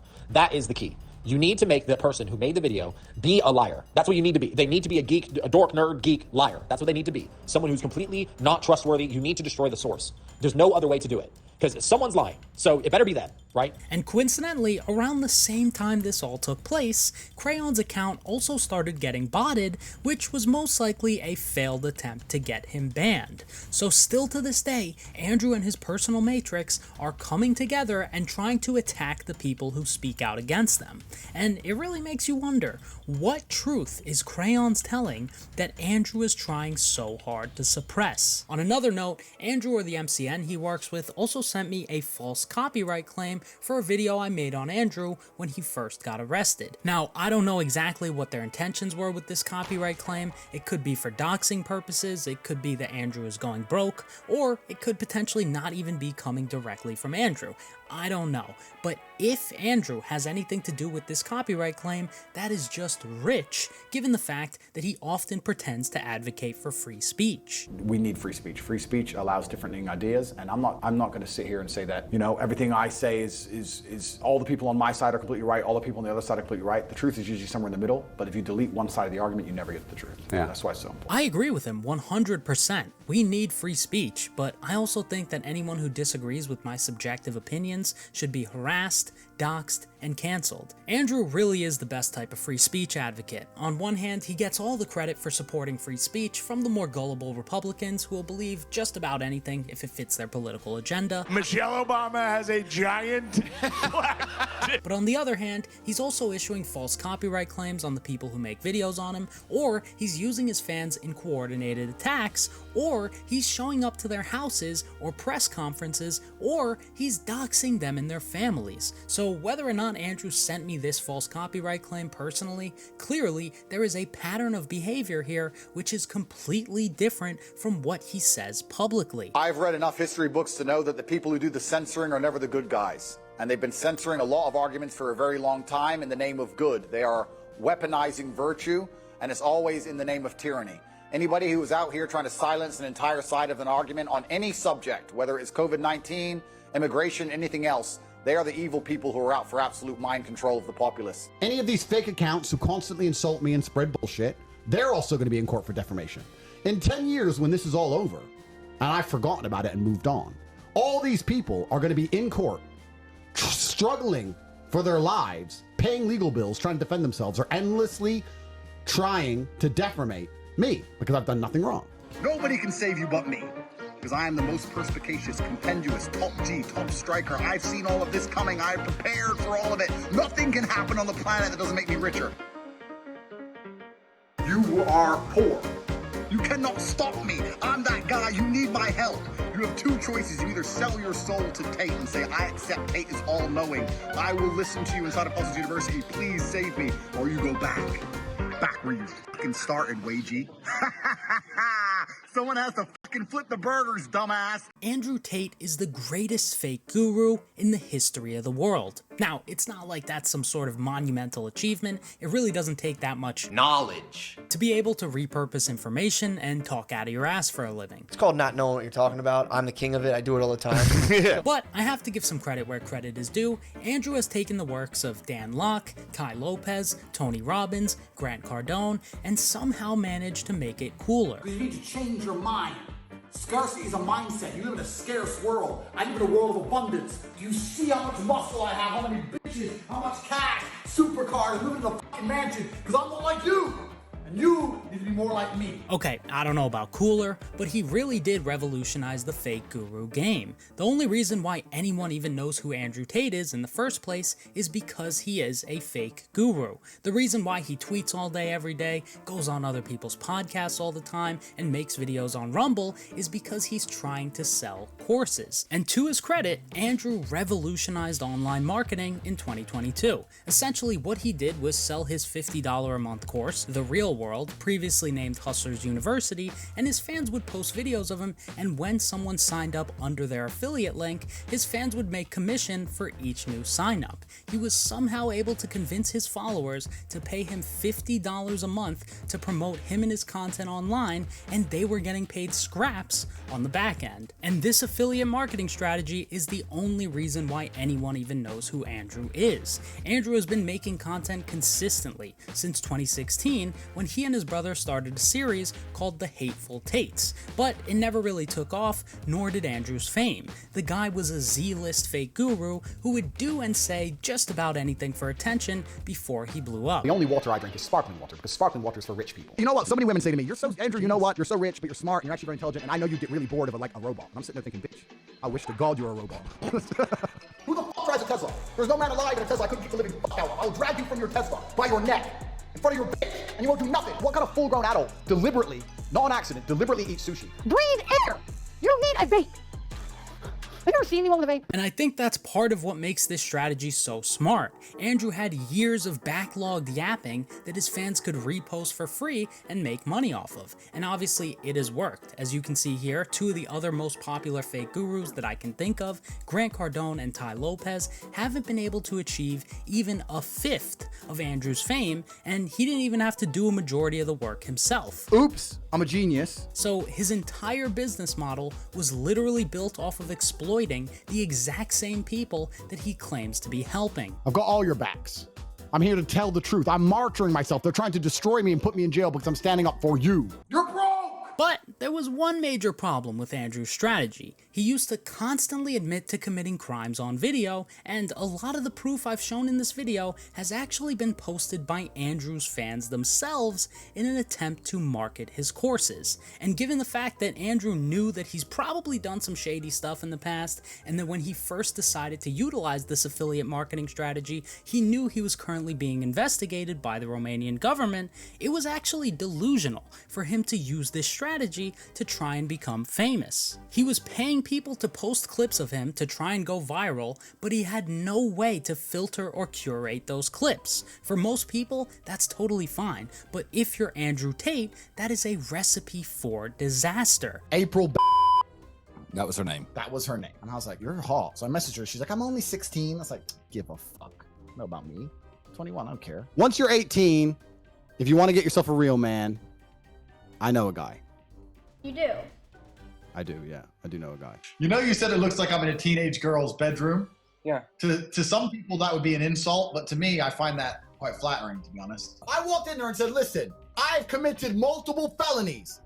Am I going to go to jail? Logically, if you know you've done potentially illegal things in the past, and you know that you've admitted to them on video, it's best to just be as low-key as possible. There is no rational way you can explain Andrew's actions in the order that he did them. Andrew is genuinely an idiot who thought that he would never get in trouble for anything. If I fuck up and England wants me in jail, I can fly on a Nigerian passport, or an American, or an English, or a Polish, or an Estonian. I have so many passports.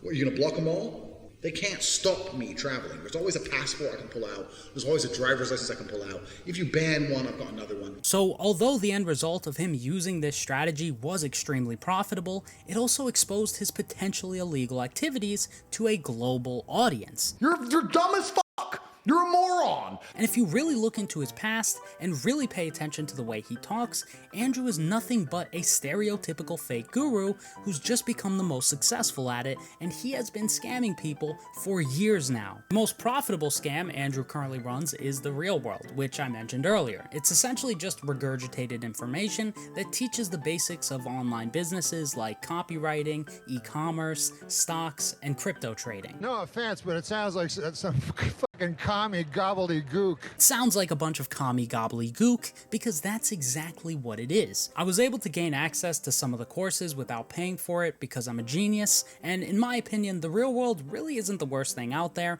but my issue with it is the fact that there isn't much information provided that you can't find online for free. For example, if you want to learn e-commerce, there are hundreds of people on YouTube who will teach you how to make money doing e-commerce who don't need to charge you $1 because they get paid in ad revenue. If you're gonna buy any sort of course, it probably shouldn't be for something extremely vague like The Real World, where they're trying to teach you 20 different things at once. Ideally, courses should be for niche things that are hard to learn online for free. For example, Andrew's pimping hose degree actually used to offer some really good advice. Also notice I put cherries on there when I said, why, where are you hiding? Why did I put cherries? Who the fuck knows? Your guess is as good as mine, friend. It just makes my messages different, because no one gets messages with cherries. If you motherfuckers start putting cherries in your messages, I'm gonna come over and beat the fuck out of you. It's my thing. Choose a different fruit. See, if you just pay $400 to learn how to put cherry emojis in your Instagram DMs, it's basically a shortcut to getting laid. Yo, Andrew Tate! Andrew Tate, man, I'm loving your content, bro. Thank you so much, Andrew. You're making me pull all the girls, bro. It's all thanks to you. Anyways, the target demographic for the real world are young men who, ironically, haven't really entered into the real world yet. Andrew's handler, Iggy Semmelweis, aka Merle from Wizard 101, said himself on Twitter that their primary demographic is school-aged boys aged 12 through 18. So they're aiming for people who are young, gullible, and still figuring life out. Hi Andrew, my name's Ryan, and I'm 12 years old, and I was wondering if I'm old enough to start making money with the real world. Thanks, bye. And I don't have a bad thing to say about those kids, but I have a lot to say about Andrew, because the fact of the matter is, for most people, things like copywriting and e-commerce are not good strategies to make a lot of money. The real way to make money off of those things isn't by actually doing those things, it's to build an online brand which centers around self-improvement and find people who've been disenfranchised in one way or another and convince them that they need to buy this new course of yours if they want to become successful. A guy's sitting there right now watching this, and I got my last grand, dude, and I got Christmas coming. Should he spend it on this? Absolutely. As the old saying goes, those who can't do, teach. The reason why fake gurus like Andrew and Grant Cardone don't spend their days drop shipping or crypto day trading is because it's infinitely more profitable for them to just sell courses to other people on how to do those things. And the end result of that is that most customers don't even make a decent return in a majority of cases. And I'm not just speculating when I say that. Here's a screenshot from the real world which shows the top 25 highest earners in the last 24 hours in one of their campuses. And as you can see, the 25th highest earner made $65, and according to their own website, they have about 113,000 students. So this proves definitively that the average student in the real world is making less money per day than someone who works at Arby's making meat mountain sandwiches on a Tuesday afternoon. No school, no business school, no university will guarantee you month on month you make out more than you put in. None, only mine. But I think the real reason why Andrew sells the real world for only $50 a month is so he can funnel his students into his more expensive courses. This is known as the foot in the door sales technique, and this works because most people aren't making more than they're spending in the real world, so after Andrew gets their foot in the door, he capitalizes on their initial investment to sell them additional products so he can extract the most amount of money from each person. For example, Andrew just started selling something called The Council. So I'm sitting here at my table, making very important decisions. That's what you do when you're in the highest echelons of masculine capability. You make very important decisions. And I've decided that I now want a council. A council from the real world. Because as our power continues to grow, we're now reaching a point where we can move Earth. Dude, what the f***? Why are you f***ing here, man? You're so old. Where's your wife? Go home to your family, dude. The Council is supposed to be some sort of a secret society inside of the real world where you can apparently influence the direction of the platform, connect with the professors personally, and on top of that, you get the special privilege of helping Andrew pump and dump garbage meme coins. Because the easiest money play in history is to join the real world for $49. Get your tokens and wait for them to go up. So what I think we should do is we should link the amount of tokens you get in an airdrop to your status within the real world. Members of the council will get the most. You can join the council via the courses tab. Andrew is charging $2,000 a year for this trash, and unfortunately, this isn't the only upsell. The guy has a scam for every budget. So he also sells something called the War Room for the low price of only $8,000. And according to the website, the War Room is a global network in which exemplars of individualism work to free the modern man from socially induced incarceration. Well, let's just say the knowledge of the words are too high for me right now, so I'm gonna just say no comment. They keep the marketing for the War Room intentionally vague to build some sort of mystique around it, but before Andrew was arrested, I think it was just a group of men getting together and plotting how to get women into webcam and OnlyFans for financial gain. Inside of the War Room, I teach what I know.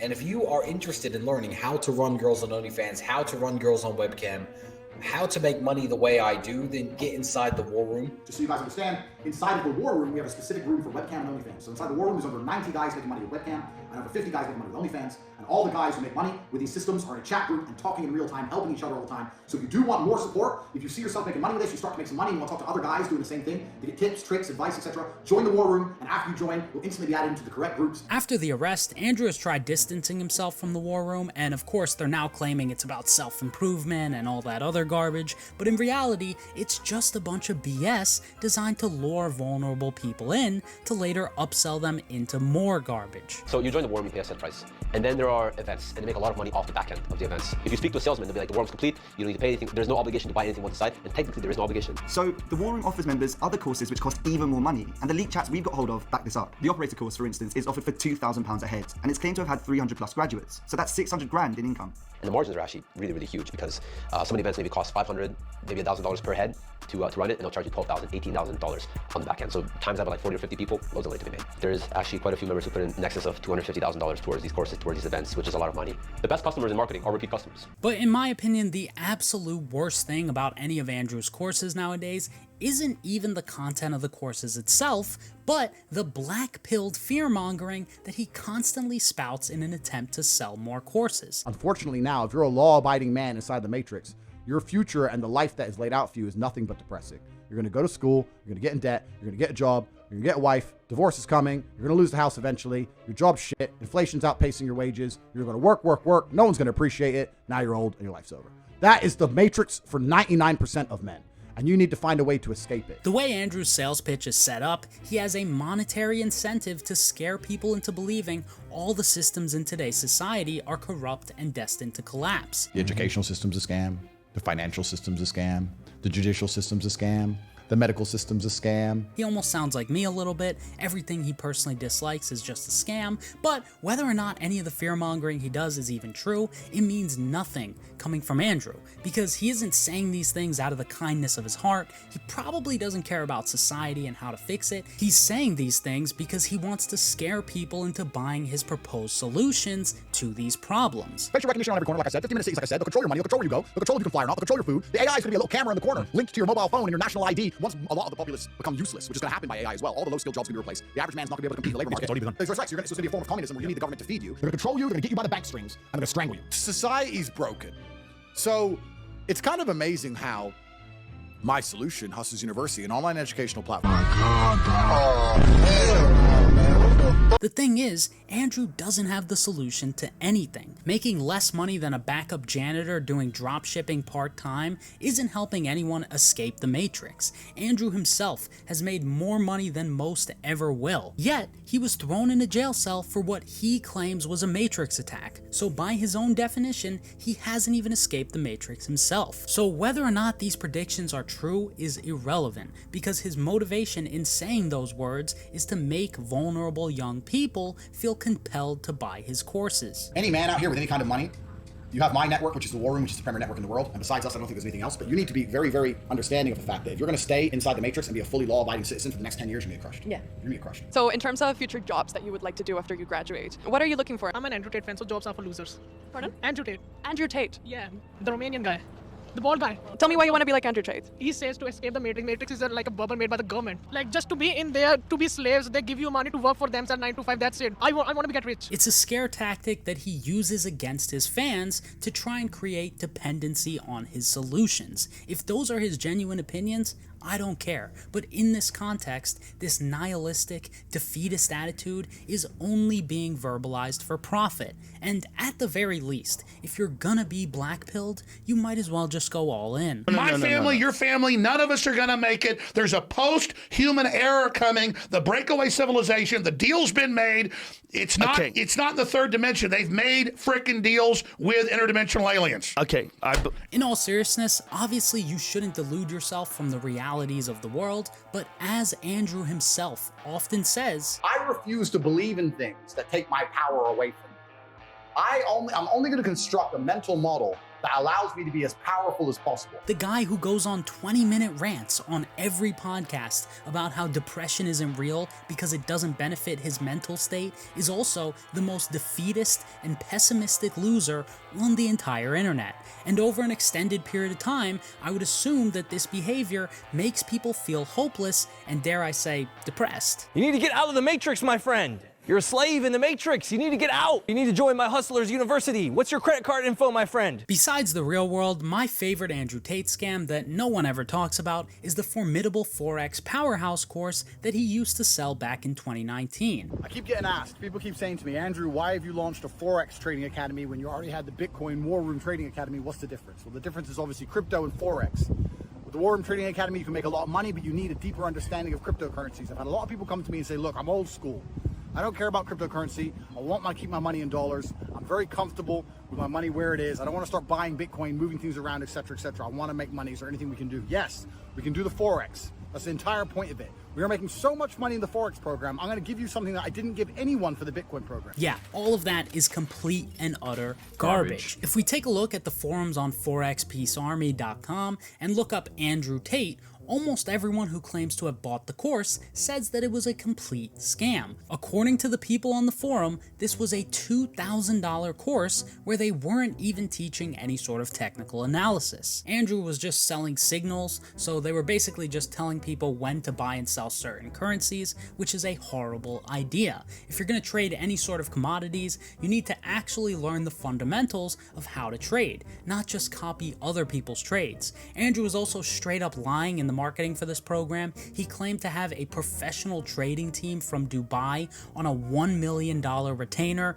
which was a complete lie. There's evidence that shows that they were copying trades from another Forex signals group called Gold FXCC. Here they copied this trade word for word just 8 minutes after. They copied this trade 3 minutes after, this trade 2 minutes after, and again, this one 2 minutes after. So based on the evidence, these probably aren't all just coincidences. Their entire business model was most likely just buying another person's service and selling it at a large markup. It's all a scam. It's on black and white. It's all the Matrix. It's all a scam. I agree. In this marketing email, he also claimed that the alleged trading team had an average winning ratio of 80%, which is an offensively bad lie. If the trading team was that good, he wouldn't be wasting his time writing essays to email to people to try and sell courses. He'd be trading Forex 24/7, and he'd probably be a trillionaire by now. It was also alleged that the only way you could get a refund was by following their exact trades and risk management for a year straight, but the problem with this is that you would just lose all your money before the year was over, because in the paragraph above this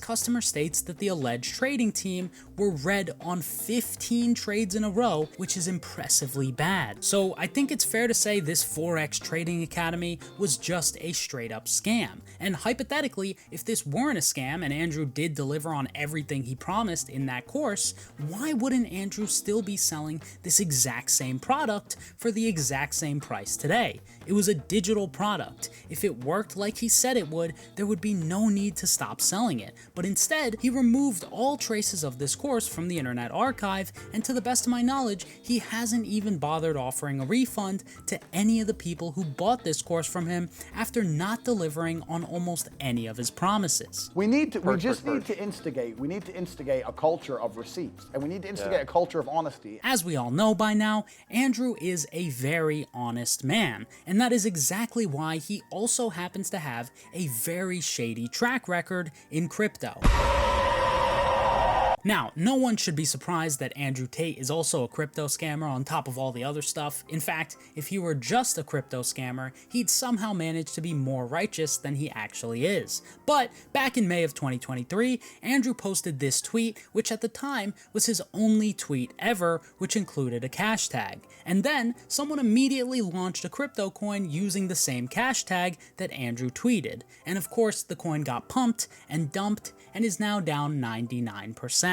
And what makes this promotion suspicious to me is that about an hour later, Andrew tweeted again using that same cash tag, essentially saying that he didn't know someone would launch a coin with the same name that he just so happened to use in his tweet, which is a complete lie. And Andrew knows that for a fact. If I type a word on Twitter, millions of dollars go into tickers based on that word.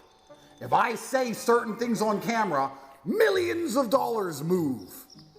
Do you understand my power? I'm a genie. So although Andrew might not have created Sluts token himself, he did in fact promote it to his fans, it got pumped and dumped, and it's now down 99%. Then he pretended to be ignorant about the fact that he was promoting a coin to his 9 million plus followers on Twitter. He didn't trip and fall and write the cash tag in 3 different tweets. No non-virgin is out here promoting random meme coins or NFTs just for fun or as a joke. The only logical reason someone would do that is because it personally benefits them in one way or another. And this wasn't the only time Andrew used crypto to benefit himself. In February of 2024, Andrew tweeted this, which essentially says that he's going to launch a coin backed by $100 million of his own money, and he'll let the real world members in early so they can make money. And at the time, he didn't even bother actually following through with this. So either he didn't even have the balls to scam his fans once he got some pushback for it, or what I think is that it was a deliberate lie to get people to sign up for the real world, because he later deleted this tweet, and when he was asked about it in an interview a few weeks later, he said this. Are you going to launch your own crypto? No, I'm never gonna launch a crypto. I just like to with crypto Twitter, because crypto Twitter are full of the biggest degenerate losers on the planet. They're losers.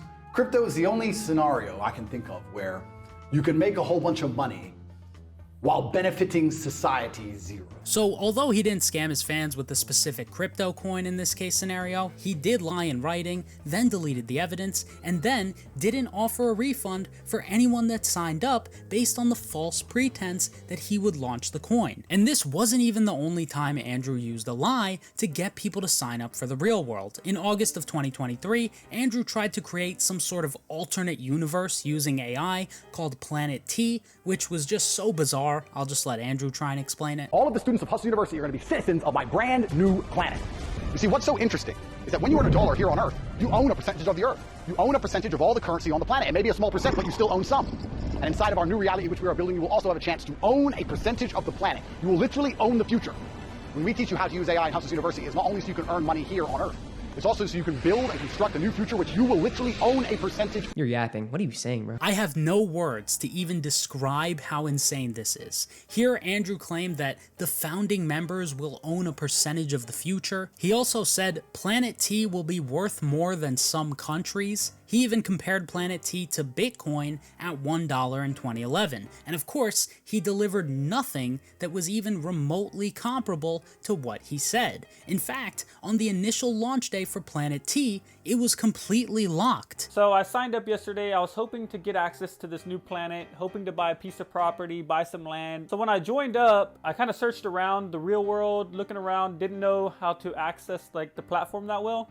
After joining, searched around, then I noticed Planet T was locked. So I'm not sure if I was too late or what's going on with this. And it's now been more than a year, and Planet T is basically not worth anything to anyone because it has never benefited anybody besides Andrew. And then he just stopped talking about it, even though, according to Andrew, it was supposed to be the future of humanity. So once again, Andrew overpromised and underdelivered. And then he didn't even bother offering a refund to anyone who signed up for the real world based on this lie. I'm not going to lie to people because that's lying to God. In the past few months, Andrew has been shilling a lot of meme coins on Twitter, and as you could probably predict, the reason why he's doing this is because he's still trying to scam his fans for money. Before we get into that, we have to understand the only way these coins that Andrew promotes could ever have any sort of value is through nothing but speculation, which is driven by the greater fool theory, where investors buy it hoping to sell it to someone else at a higher price,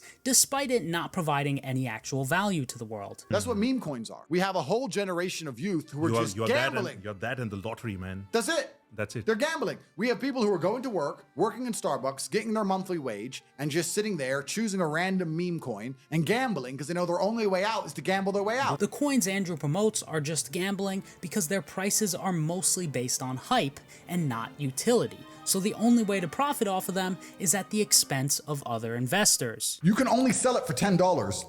after buying it for $1 because someone's buying it at $10. Someone is out to lose. So you can't launch a coin and nobody loses. This is why I haven't launched a crypto. I can make $10 billion today if I launched a crypto, but I refuse to do it because people are going to lose under my name. It all started in June of 2024 when Andrew tweeted, "Everyone send me coins." Now, my theory is that he pretended that his fans just sent him random coins and he just started promoting coins which were pre-selected by War Room members so he and his buddies could make the most amount of money. And I only say that because that's basically what Andrew said he was going to do back when he was still blowing up. We're almost at 15,000 students. Once we get to 25,000 students, we're going to start affecting markets.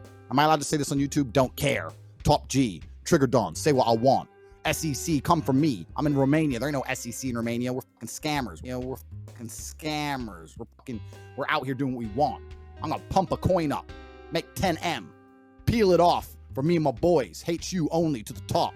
Bunch of fucking brokies on the outside, wage cucks losing their life savings. The first coin Andrew started promoting was RNT, which stands for Real N-Word Tate. He tweeted about it more than 10 times, and he also made this video promoting RNT and the real world. If you believe in me enough to buy the token, Tate, and you believe in me enough to pump it, then you should believe in me enough to sign up for the real world. Watch The Unfair Advantage, and let me conquer crypto forever. Once and for all, forever. You either believe in me or you don't. If you believe in me, you're a student of mine. And if you don't believe in me, get fucked. I don't care what happens to you. Don't care about your bag. Don't care about your money. Only my students are gonna win. Even his students didn't win because RNT is now down about 92% from its all-time high. And of course, this promotion was a complete 180 on Andrew's previous takes on promoting crypto coins. Let me make something very clear to the world. I do not endorse any crypto.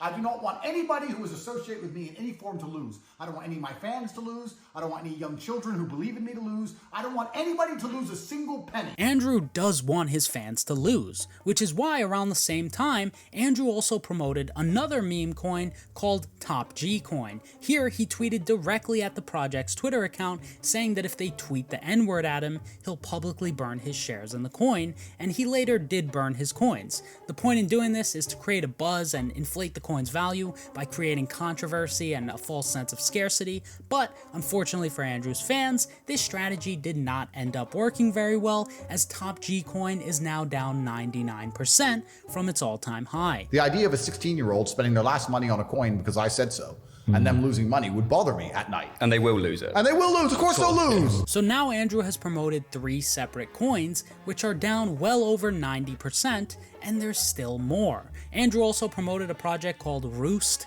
which he initially tried to play off as a meme coin that was harassing him by putting up signs around where he lives, but unfortunately it doesn't take a master's in marketing to know that Andrew and his team of professional video editors chose to not cut this promotion out of their videos because they were trying to promote Roost Coin. Andrew interacted with Roost Coin's Twitter about a dozen times, which again is not just a coincidence, these are intentional promotions. He even made a Rumble live stream with Roost in the thumbnail, and in that same live stream, Tristan personally endorsed the coin and its founders. You know what? Maybe I should buy some fucking Roost. I'm getting it now. It makes some sense. Because I spoke with those dudes and they're all pretty based. I get it. I'm a fucking genie. Looks like Andrew's not a very good genie because Roost is now down about 98% from its all-time high. The next meme coin Andrew promoted is called Daddy Tate coin. Bubble Maps made a great thread on Andrew's behind-the-scenes involvement with Daddy coin, claiming that insiders bought 30% of the supply at launch, and then, after his boys bought in, Andrew started advertising Daddy coin harder than any other coin he's ever promoted, tweeting about it well over 20 times, and the end result is not that different from any of the other scams Andrew has promoted, as it's now down about 70% from its all-time high. Every day I am checking the price and it is dipping. Every day check the price, bad price. I can't take this anymore, man. I have overnights by a lot. It is what it is, but I need the price to go up. So, in my opinion, this allegedly devout Muslim man is just a straight up thief who has promoted multiple scams to his audience time and time again. And keep in mind, this is still the same guy who used to constantly call out Logan Paul for scamming his fans. I'm not a fucking scammer like Logan Paul, I'm not a clown. My endorsement is extremely powerful because unlike Logan Paul, who sells crypto pump and dumps, making kids lose money. And I'm all for the Logan Paul hate, but Andrew is just as bad as Logan, if not worse, because at least Logan didn't first call other people out for scamming, then turn around and do the exact same thing. Maybe it's just the old school guy in me, but I don't like hypocrites. I don't like men who are bought and sold. The fact of the matter is, Andrew is just as bought and sold as every other modern day influencer, which is exactly why if you watch some of his older interviews, you can clearly see that he used to openly speak out against the BS that fake gurus constantly spew. I mean, there's a lot of money from bullshit. The reason bullshit exists is because there's a lot of money in it. You know, I could write a diet book. I could take a picture of me in supreme physical condition, looking like a fucking unit. And I could say, I got this fit in 20 minutes a day, eating this special Tate diet for $9.99 a month. I'm going to show you how to have six-pack and all this shit for $9.99. I could lie, absolutely, and I'd make a whole bunch of money. And that's the reason people believe. People are looking for bullshit. People are selling bullshit. And of course, Andrew then went on to make a BS fitness course where he claimed that you could have a physique like him by doing burpees and tuck jumps. Everything's going to be done with these two exercises. So the first exercise is burpee, which I know you've heard of, I know you hate, with the bar. 25 of them in a row. Then 25 jumps. Aim with these jumps, they don't look pretty, so your knees up high. So this allows you to have a good physique quickly. That burpee workout with the tuck jumps should take about 18 minutes. I'm gonna let you guys in on a little fitness industry secret here. Andrew looks like this because he does burpees, and definitely not because he's a former pro athlete who generally eats healthy and exercises consistently. So at the beginning, he used to speak out against BS, and then he went on to become the BS. Yeah. I'm not selling a course. I'm not doing anything a lot of the guys on Twitter are doing, so I benefit very little from it. So I'll say, look, if you're watching this and you want to change your life, you're a full-grown man, it's your fucking life, go fucking do it. Like, no one else is going to do it for you. No one's going to come and kick your door down and say, here's a hot girl and a Ferrari. No one's going to do that. So you got to get it yourself. So get up and get it or don't have it. That's how it is. That's how I've always viewed it. The secret is no secret. There's no shortcut. There's no secret, man. The secret's absolutely no secret, you know? That 30-second clip alone completely discredits a majority of the fake guru industry that Andrew is now leading. The problem with most fake gurus like Andrew is that most of their wealth hasn't come from actually doing the things they teach. It comes from teaching others how to do things that they haven't even personally done. Real leaders lead by example and not by deceit or false promises. If there's anything to really learn from Andrew, it's from his misdeeds and not the garbage in his courses. Lastly, the number one thing which completely discredits Andrew's fake guru grift is the fact that he himself has insulted his own students in private. Men started to get jealous and began asking me how to start a video chat business. They'll never do it because they're losers, but they like the idea. So I started charging men to teach them. So now we have undeniable evidence that behind the scenes in 2022, Andrew was calling the people who bought his courses losers. And from a consumer's perspective, why in the world should anyone, even if they're 12 years old, want to learn from or support someone who openly disdains them? In my opinion, this text alone proves that Andrew doesn't look at his courses as a genuine way to help people while also making money at the same time. He sees these courses as a way to rip off losers rather than actually helping them succeed. He's a person who doesn't care about his fans. He just wants to make as much money as possible off the back of people who watch him. And that makes sense because from every Andrew Tate course I've seen, they aren't designed to provide the most amount of value to each student. They're literally just cash grabs designed to extract the most amount of money out of every customer. And based on everything I've seen, a majority of the effort is put into the marketing versus the actual education. There's one religion on the planet, and that's Islam. When you take the Shahada, all of your former sins are erased, and I actually encourage you to find the light and convert to Islam. Which religion sticks to what it means? Which religion says what it means and means what it says? Because that's the kind of person I am. When I say Islam is the last religion on earth, I say it because it seems to be the only one who will stand up and say no. Over time, Andrew has generally started to tone down his messaging. After he was simultaneously deplatformed from every large social media in August of 2022, he went on to post a video called Andrew Tate's Final Message, and he essentially said that he wanted to refine and improve his message. I need to make sure I'm not misunderstood. And I have to really be careful about how I do that while not backing down on my messaging, while still championing the things I champion, still believing in myself, but making sure I'm not misunderstood. And although I think on the internet I am one of the most respected oratists that exist, I now need to once again improve myself and improve my skills. And ever since then, he's generally started to tone down the more extreme and misogynistic things that he used to constantly say in his old videos. Women are fucking stupid. Fictional ones, real ones, doesn't matter if they're on TV or any book. They're fucking dumb. Women are dumb.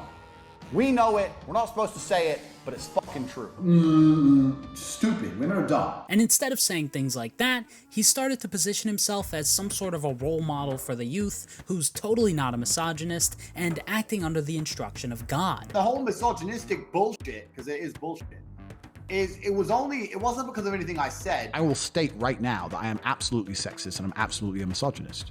It wasn't because of anything I said. It was purely because of the influence I had, because I was large and because I was a masculine man who said, I'll openly say I'm a sexist. I'm a sexist guy. I don't care. I'm a sexist. They were just looking for an attack angle and it was a weaponized virtue. I genuinely am a force for good in the world. You may not understand that yet, but you will eventually. And I genuinely believe I'm acting under the instruction of God to do good things. And I want to make the world a better place. And although he now acts like he's a good, positive influence, just like many of the other things Andrew says verbally, this is a complete and utter lie. You can't do things as bad as Andrew has allegedly done in the past without facing the consequences of your actions, then just lie about it extensively, and then turn around and verbally say you're a good, moral person who's looking to lead others away from degeneracy. Nobody gives a shit about you. You have not changed the culture. You're not a movement. I am. And I'm going to lead everybody away from your degeneracy and your disgusting haramities. Yes, you heard it here first. The former webcam model who used to unironically describe himself as a pimp and God with a lowercase g now wants people to believe he is a prophet that wants to lead everyone away from degeneracy. And somehow his fans actually believe him. Are you sick in the mind? Are you that mentally enslaved and intellectually subservient and intellectually molested and ideologically molested? In my opinion, Andrew hasn't rebranded because he's had a massive change of heart in the last 2 years. He didn't snort ayahuasca or drink DMT juice and suddenly realize that everything about his brand is wrong and bad. Andrew has probably rebranded because it benefits him socially and fills his bank account. When Andrew was blowing up in the summer of 2022, he was about as degenerate as one can be. At one point, he even asked a literal porn star to tattoo his name on her. So once you've tattooed Cobra Tate, you can choose where, it doesn't matter where.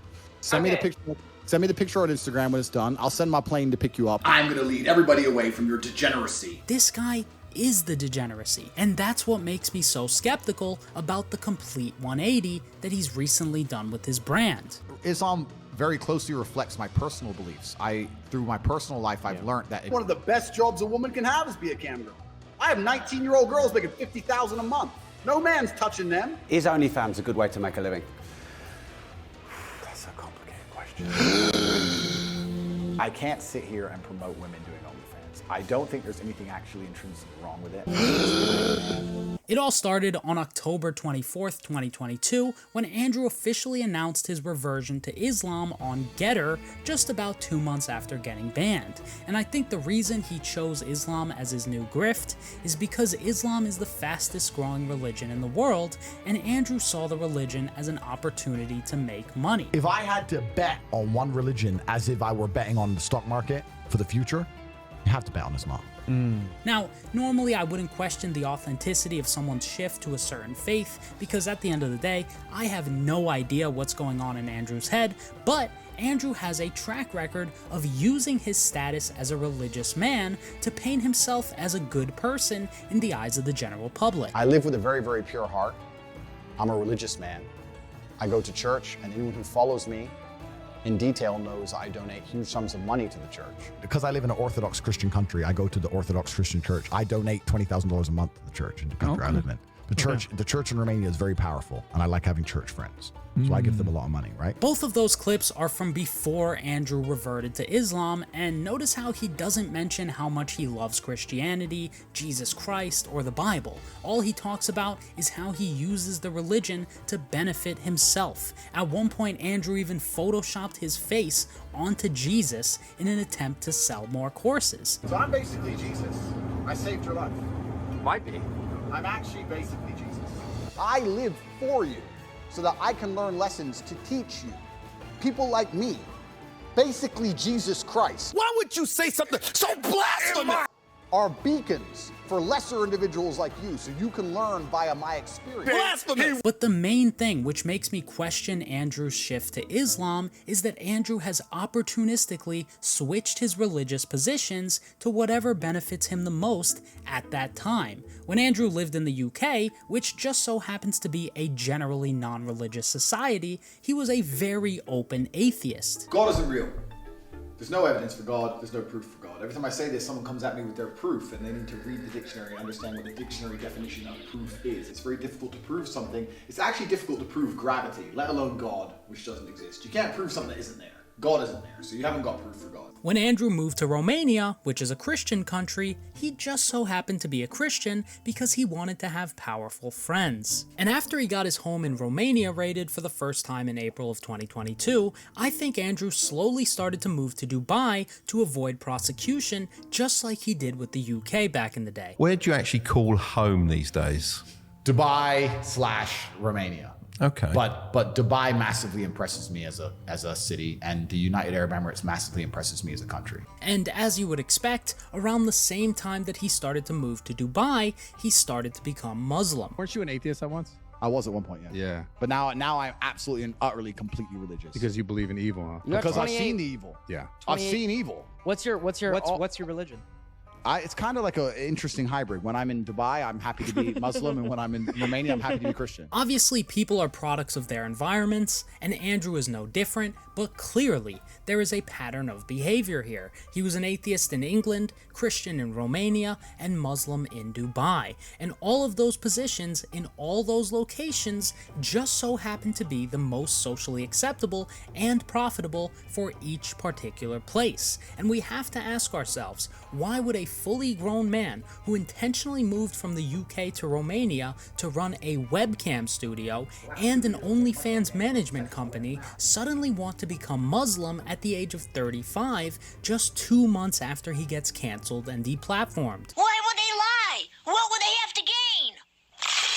Of course, it's not impossible for a public figure to genuinely change their opinions over time, but when it comes to people who have consistent track records of dishonesty and they coincidentally switch their positions as soon as it becomes advantageous for them to do so, it does make me question the authenticity of sudden radical shifts which just so happen to benefit their careers, especially when the changing of opinions in this scenario conveniently wipes away all past sins that anyone has ever committed. There is a hadith of the Prophet Muhammad ﷺ where he states that Islam, it completely yuhdimu ma qabla, it destroys everything before. It means it wipes away everything before it.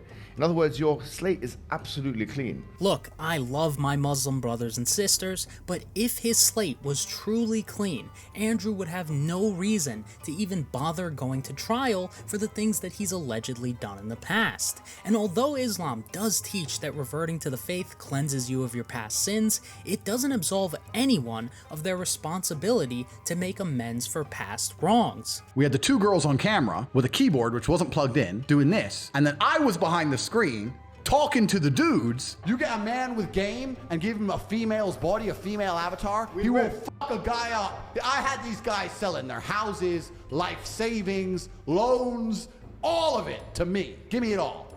You'd have a guy. Feel bad or no? No, to give a solitary fuck.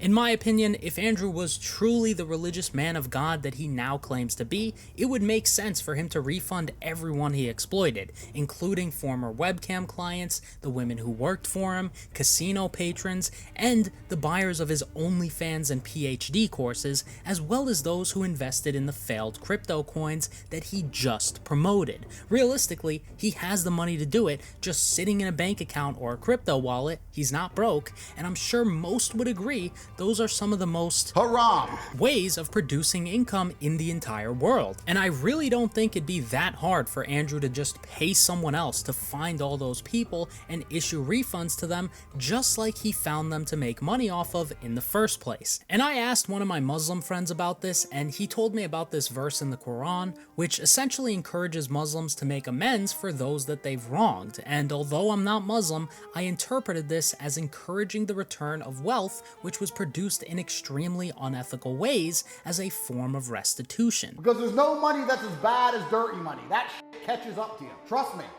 Been there. How do you generate your income? The first thing is I own some casinos in Romania. You don't want money that comes the wrong way. It's just too much hassle. It's not worth it. But of course, Andrew isn't even gonna try and make any sort of reconciliations. In fact, he's not even gonna think about it. What he's gonna do instead is just verbally pretend to be religious while openly avoiding any sort of in-depth understanding of the religion that he now claims to follow. I'm not an Islamic scholar, and I don't consider myself knowledgeable on Islam. I'm new to the religion. I'm only a year in, and I'm studying as best I can, but there's a lot of people who know more than me. And I'm not an Islamic scholar. I'm still learning along with everybody else. And I'm certainly not an Islamic scholar by any regard. And once again, I make this very clear. I'm not an Islamic scholar. I'm not actually a scholar in any religion. Since I've reverted, a lot of people ask me very detailed questions. I'm on a journey like everybody else. I'm new to this like everybody else. I'm not here to quote the Quran. I don't understand a lot of it yet. I am an Islamic revert, and I do not want to talk scripture because people more qualified than I haven't self-analyzed my religious journey heavily enough, and I'm not an Islamic scholar to argue that point. No rational person is expecting Andrew to be an Islamic scholar after 2 years, but I do think a little more knowledge than someone who knows nothing about the religion would be sufficient. But Andrew doesn't even bother doing that. Instead, what he does is just act willfully unaware of the fact that joining Islam at the time that he did would benefit him in his career. You say it's a brotherhood and it has your back. I didn't consider that before I joined. I've learned it's true after I joined. Yeah, it absolutely is. There's, like every organization or every group of people on earth, it can go both ways. There's certain people who attack me for not doing everything completely correct like I'm supposed to, even though I'm a Muslim for 7 months. They're like, oh, you didn't read this part. So you do have those people, but in general, yeah, it's a community.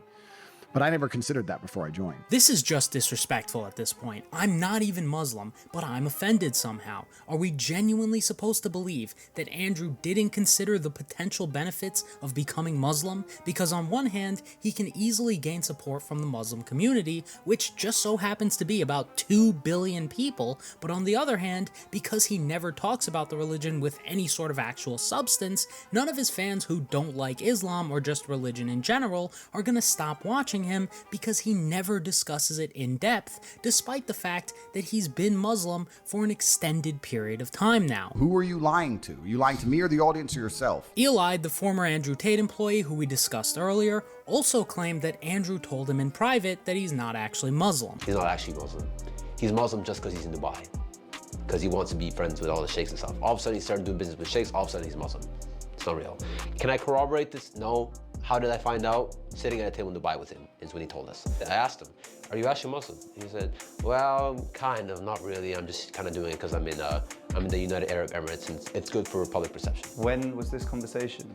Back in December 2022. Ultimately, that is purely speculation. There's no way to prove Andrew did or didn't say that in private, but when you combine it with things like this, where he implies that he would opportunistically join Islam so terrorists wouldn't kill him, and Andrew's consistent track record of dishonesty, it does seem quite on brand. Another thing which makes me extremely suspicious about Andrew's religious grift is the fact that he started claiming to be religious around the same time that he started publicizing his charitable deeds. None of these people who are attacking me care about women. None of them donate to women's charities. None of them donate to charity like I do. None of them help anybody like I do. Everybody ignored my charitable donations. They don't donate any money to charity. They're ignoring my charitable donations to the world. I'm going to donate money to a female charity that supports women against domestic violence, and I'm also going to donate money to a charity that supports men's mental health. I'm going to be starting a foundation, the Tate Foundation, which is going to be dedicated towards charitable acts of both genders. Go to cobratate.com, sign up for the emailing list, and my emailing list is going to start detailing all of my charitable acts from here on out. I'll be spending millions and millions of dollars on charitable acts for the rest of my human life. In 2023, Andrew started an organization called Tate Pledge, which, according to their website, has done some fantastic things, like food distribution in tons of different countries, fruit tree projects, and providing winter clothing and blankets to those in need. And these are all undeniably great and commendable things, regardless of the intentions behind them. However, my issue with Tate Pledge is Andrew's own words from before he became a charity grifter. I give money to beggars and homeless. I don't advertise it because I hate people who do that, because that's not giving money to charity, that's buying attention or buying likes. I constantly get messages from people going, you have money, why don't you give to charity? Maybe I do give to charity, motherfucker. I just don't put it all over social media because I don't see these people on fucking Facebook. You see them, a guy who goes and gives $50 to a homeless guy, and they record the whole thing on GoPros and 5 different angles of camera, and then he walks away and goes, it just feels so good to give, you know, sometimes you gotta give, and then it's shared like fucking 18 million times. He just bought 18 million likes or 18 million views for $50. That's pretty fucking cheap. That's not charity, that's exploitation. He's exploiting a homeless person to buy fucking likes through fake gratitude and fake virtue. That is bullshit. And people fall for it because you're all fucking stupid. Logically, I can't refute that argument at all. People like Andrew, who constantly brag and record their good deeds, almost always have an ulterior motive behind it. That doesn't discredit the fact that doing good is still good, but in Andrew's case specifically, he probably didn't start publicizing his charitable acts out of the kindness of his heart. And it's also not a part of his business model like some other content creators. And if Tate Pledge was all just to give back and nothing more, he could do those exact same things in private without buying likes. With that being said, Tate Pledge probably wasn't created with the genuine intention to help the world become a better place. The goal was most likely to present bad people in a positive light to make the general public forget about the bad things they've done, as well as to show the Romanian judges that they've changed for the better. But unfortunately, it's not gonna work. I'm going to be starting a foundation, the Tate Foundation, which is going to be dedicated towards charitable acts. I don't advertise my charitable donations because I don't want to buy virtue. Go to CobraTate.com and click at Tate Pledge, and you'll see that I dedicate $25 million a year to feeding children. If you give a bunch of money away and then you tell everyone about it, you're just buying. I feel like you're paying to be liked as opposed to giving to charity. So although Andrew is now pretending to be a virtuous man of God nowadays, just like every other grifter, he's preaching things that he most likely doesn't even practice or believe. The man is certainly not a prophet, he's still a pimp. So what you're saying is when they tweet virtue and stuff like that, that's not real? Is that an act? That's a personality they're trying on today. Right. Today, they're political guy. Right. I'm political guy today. Yeah. You better watch out, Putin. And then tomorrow, they'll be like, I'm party guy. Yeah. I'm party guy. And then I care about trans people guy.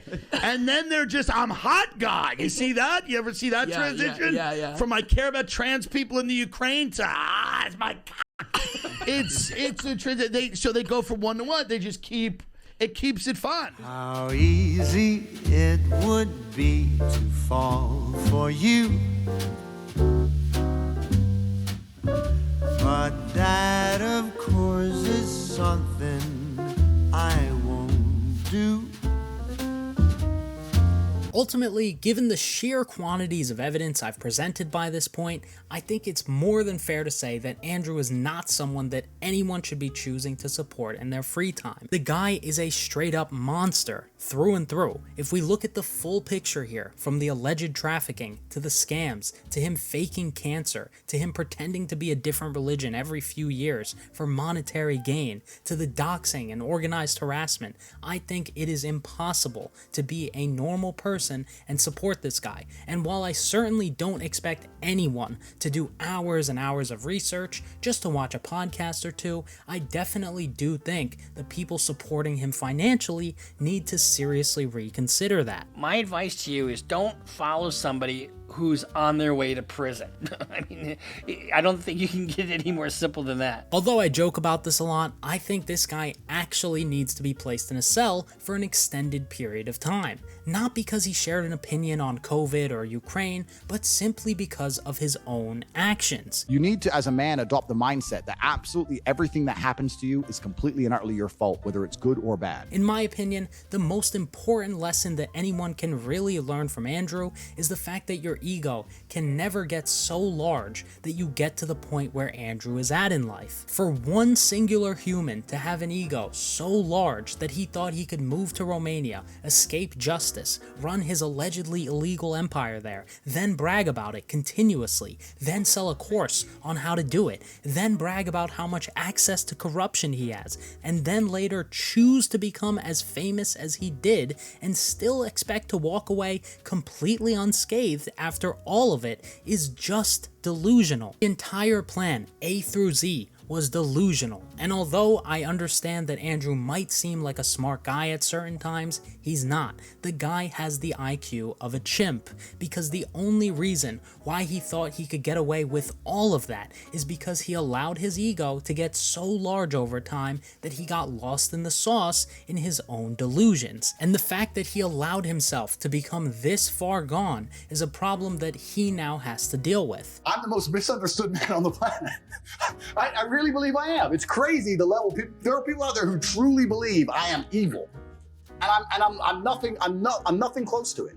I'm one of the most compassionate people you could possibly meet. Most importantly, I think Andrew needs to stop being delusional. In my opinion, getting arrested for human trafficking and then claiming the entirety of the case is based on TikTok is just not a strong legal defense. It's probably best to just not comment on the case at all. Trying to cancel others because they had an opinion you disagreed with isn't a good look if you're going to be a free speech advocate, and calling victims on a recorded line and telling them to make videos defending you probably just aren't the actions of a completely innocent man. He also needs to stop lying as often as he does on video, because clearly he can't even keep track of his own lies. The biggest problem with lying is that you need to remember all the lies in order to keep your story straight, and over extended periods of time, if you talk to a lot of different people, it's almost impossible to keep track of what lie you told to who and when, and at a certain point, when you lie so often to others, you also start lying to yourself. As Fyodor Dostoevsky once said, above all, don't lie to yourself. The man who lies to himself and listens to his own lie comes to a point that he cannot distinguish the truth within him or around him, and so loses all respect for himself and for others. And in life, we are what we repeatedly do.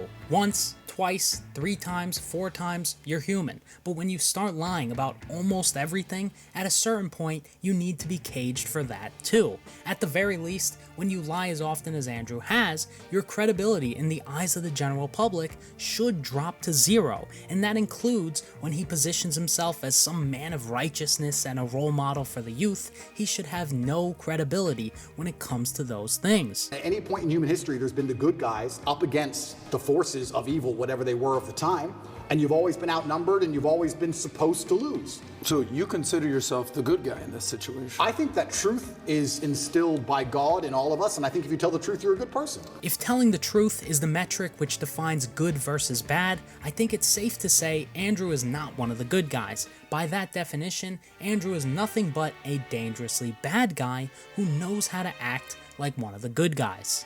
You're not good. You just know how to hide.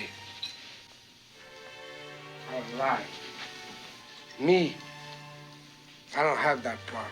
Me, I always tell the truth. Even when I lie. I prefer a real villain rather than a false hero. A real villain is honest about who they are and doesn't pretend to be virtuous. A false hero deceives and manipulates, hiding their real intentions behind a facade of righteousness. They gain trust from the masses, only to betray it through deception, manipulation, and exploitation, which to me sounds a whole lot like our friend Colty Brah. Demons operate from the dark, and we're living in a world which is built on lies. We are living inside of the Matrix, and I am Morpheus. Every single thing is a lie. Everything they tell you is a lie. Every system you're supposed to believe in is corrupted to the core. I am in a stage of enlightenment outside of the Matrix. I'm like Morpheus. And I think if you're going to make or build a correct society, a fair and just society, you should at least do it under the guise of truth. And that's the greatest irony of all. While he claims to be Morpheus, looking to help people escape the Matrix, Andrew is actually a lot more like Agent Smith. He perpetuates control, lies, and manipulation on a mass scale rather than freedom and truth like Morpheus. Andrew is the physical embodiment of the corruption and dishonesty that he claims to be fighting against. And all he's really doing when he's talking about the Matrix is pretending to oppose what he truly is. If you like this video, I know you'll love this one about Logan Paul on the screen right now. He's a lot closer to Andrew than you might think, or maybe this one about Ethan Klein on the screen right now. If you liked the video, like it. If you disliked it, dislike it. If you want to support the channel, you can become a member. And aside from that, I hope you all have a wonderful day. Men like this guy is exactly why civilization's collapsing in real time.